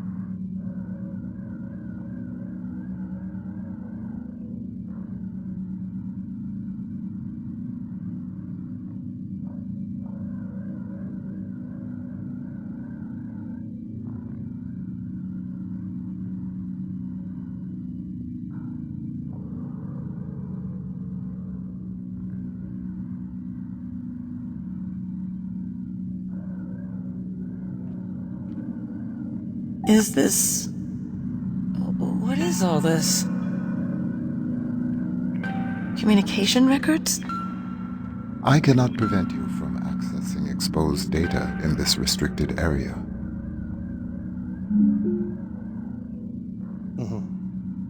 Yes. Yeah, he's recording. It is with great sadness that I address you today, February 29th, 2088. Mere hours ago, 6 loyal men and women, the crew of Lunar Transfer Station Tacoma, lost their lives serving Venturis, and all of us who rely on the orbital economy. Tragically, due to human error on the part of the crew, Venturis rescue technicians were not made aware of the catastrophic oxygen loss until it was too late. Our heartfelt thoughts and prayers are with their families. If only tragedies like this were avoidable. But in truth, they are. As we know, each minute that human workers spend stationed isolated in orbit is another opportunity for heroes like the crew of Tacoma to lose their lives. We at Venturis say no more. The partisan obstructionism that led to the failure of the Orbital Workers' Safety Bill has claimed its last victim. Today, we hereby renew our solemn pledge to fight for the legalization of fully automated orbital facilities. We encourage, we humbly beg everyone listening to this message to contact their OSEP representative and voice their support in honor of the crew of Tacoma. There never need be another tragedy like this one. And now, a moment of silence in their memory. Okay, then we just cut it there, silent for a minute, and then what? Amazing Grace? No, I don't need another take. That was fine.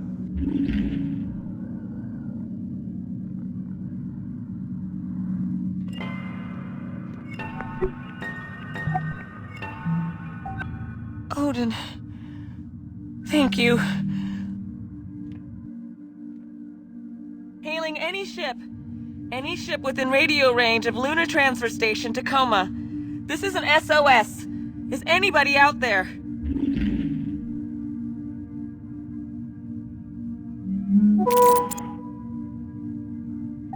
If someone were to override that protocol, external communications channels would be restored. Thank you. Hailing any ship. Any ship within radio range of Lunar Transfer Station Tacoma. This is an SOS.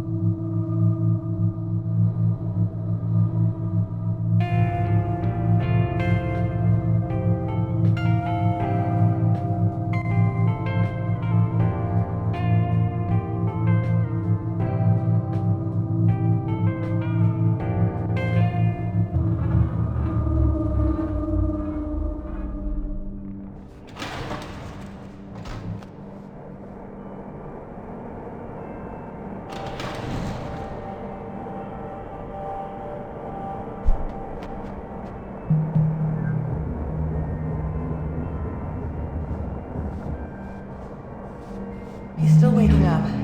Just keep him talking. So the drone worked.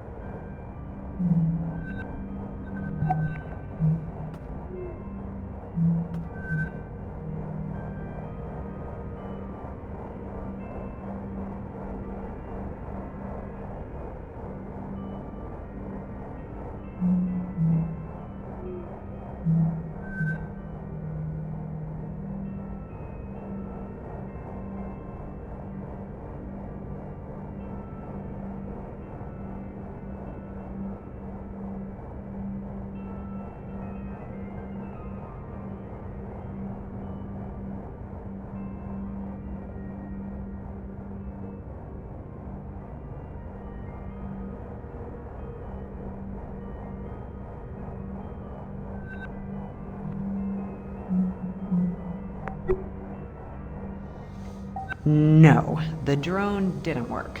Oh, so VT is picking us up. No, VT is definitely not picking us up. Well, what's going on then? We're going to Jupiter, Andrew. Isn't that exciting? I've never been. Nat, give him a break.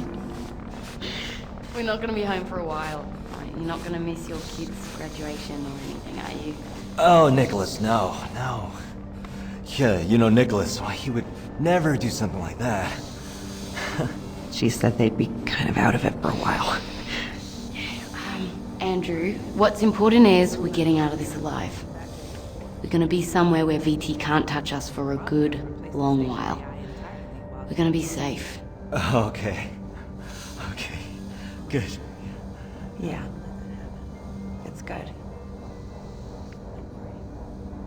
Hi, Evie, Clive. You feeling okay? I'm feeling okay. We're feeling okay? Yeah. Okay, everybody. Our ride is here. This is it. Take one last look and say goodbye.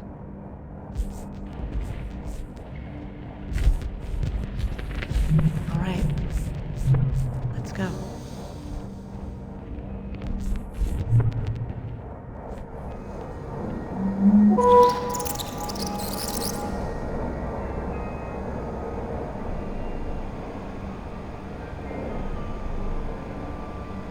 Are you feeling warmer yet, darling?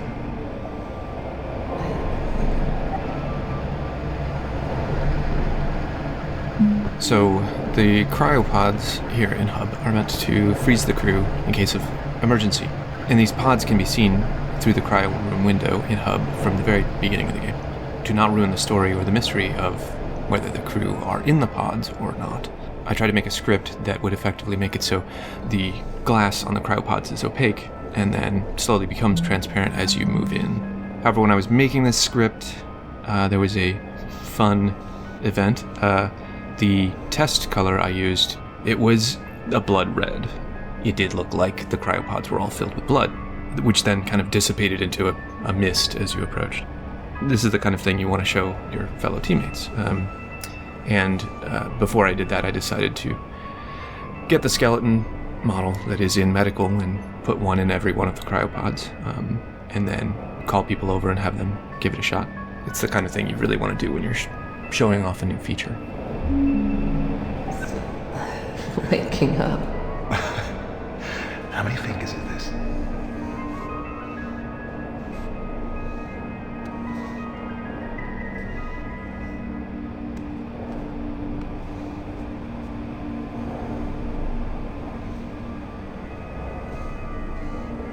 Okay, lovebirds. Your vitals look good. Let's get you moving. The resplendent stinging is just about docked. Oh, do we have to? Oh, we have to. Believe me. So what's going to happen with Odin? You said there was some sort of malfunction? No, not exactly. But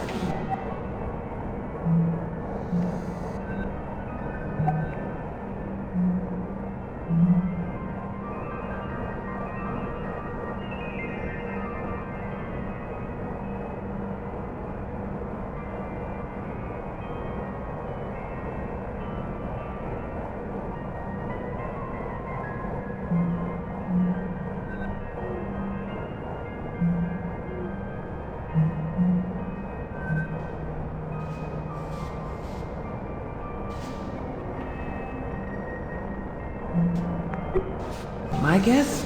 They'll have somebody up here and haul him back to headquarters. Maybe back to base. We'll probably have to replace the station AI entirely while he regrows. Odin? Let that happen. That's good. Don't worry.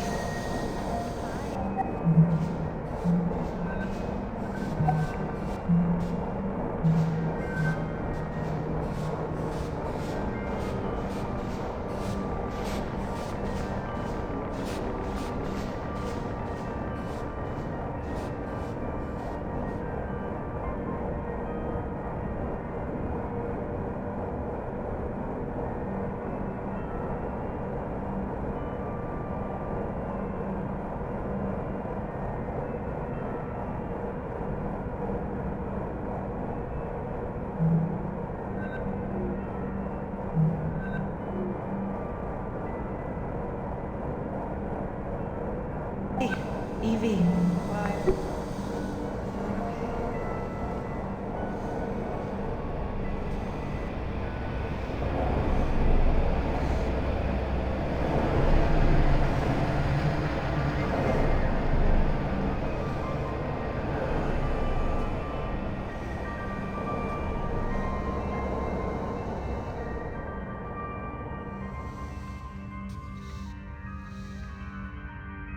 The cleaner bot was originally made when the game was a lot more zero-G, and it was meant to fly everywhere and kind of add a, personality and also life to a place that would otherwise be empty.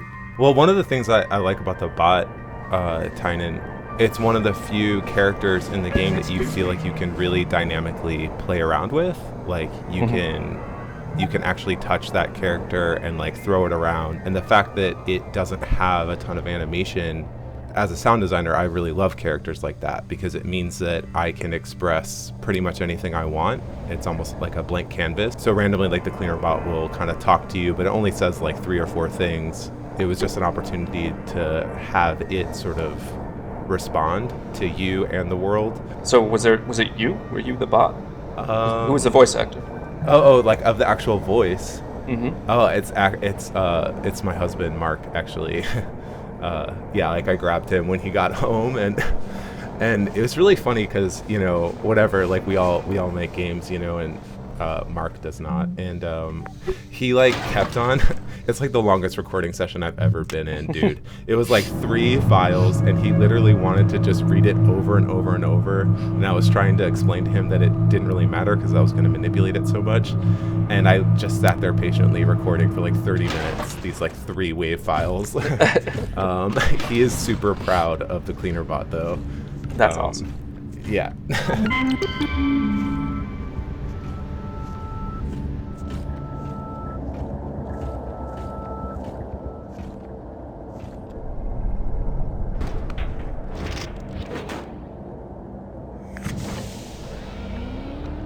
Minnie, I'm back.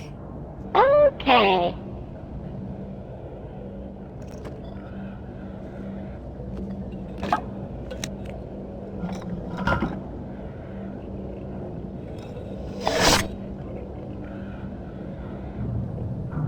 Ship is ready to depart. Please strap into the pilot seat.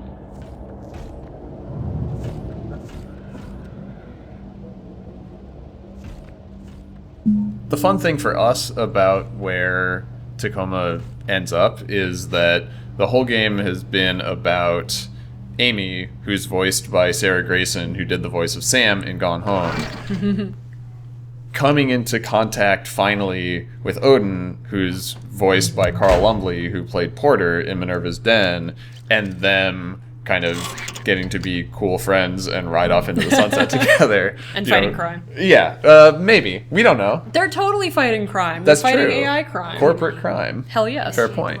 And also, you know, I really wanted to have kind of a, like, you know, hell yeah kind of moment at the end and be like, oh, you were there to save him and now you get to escape.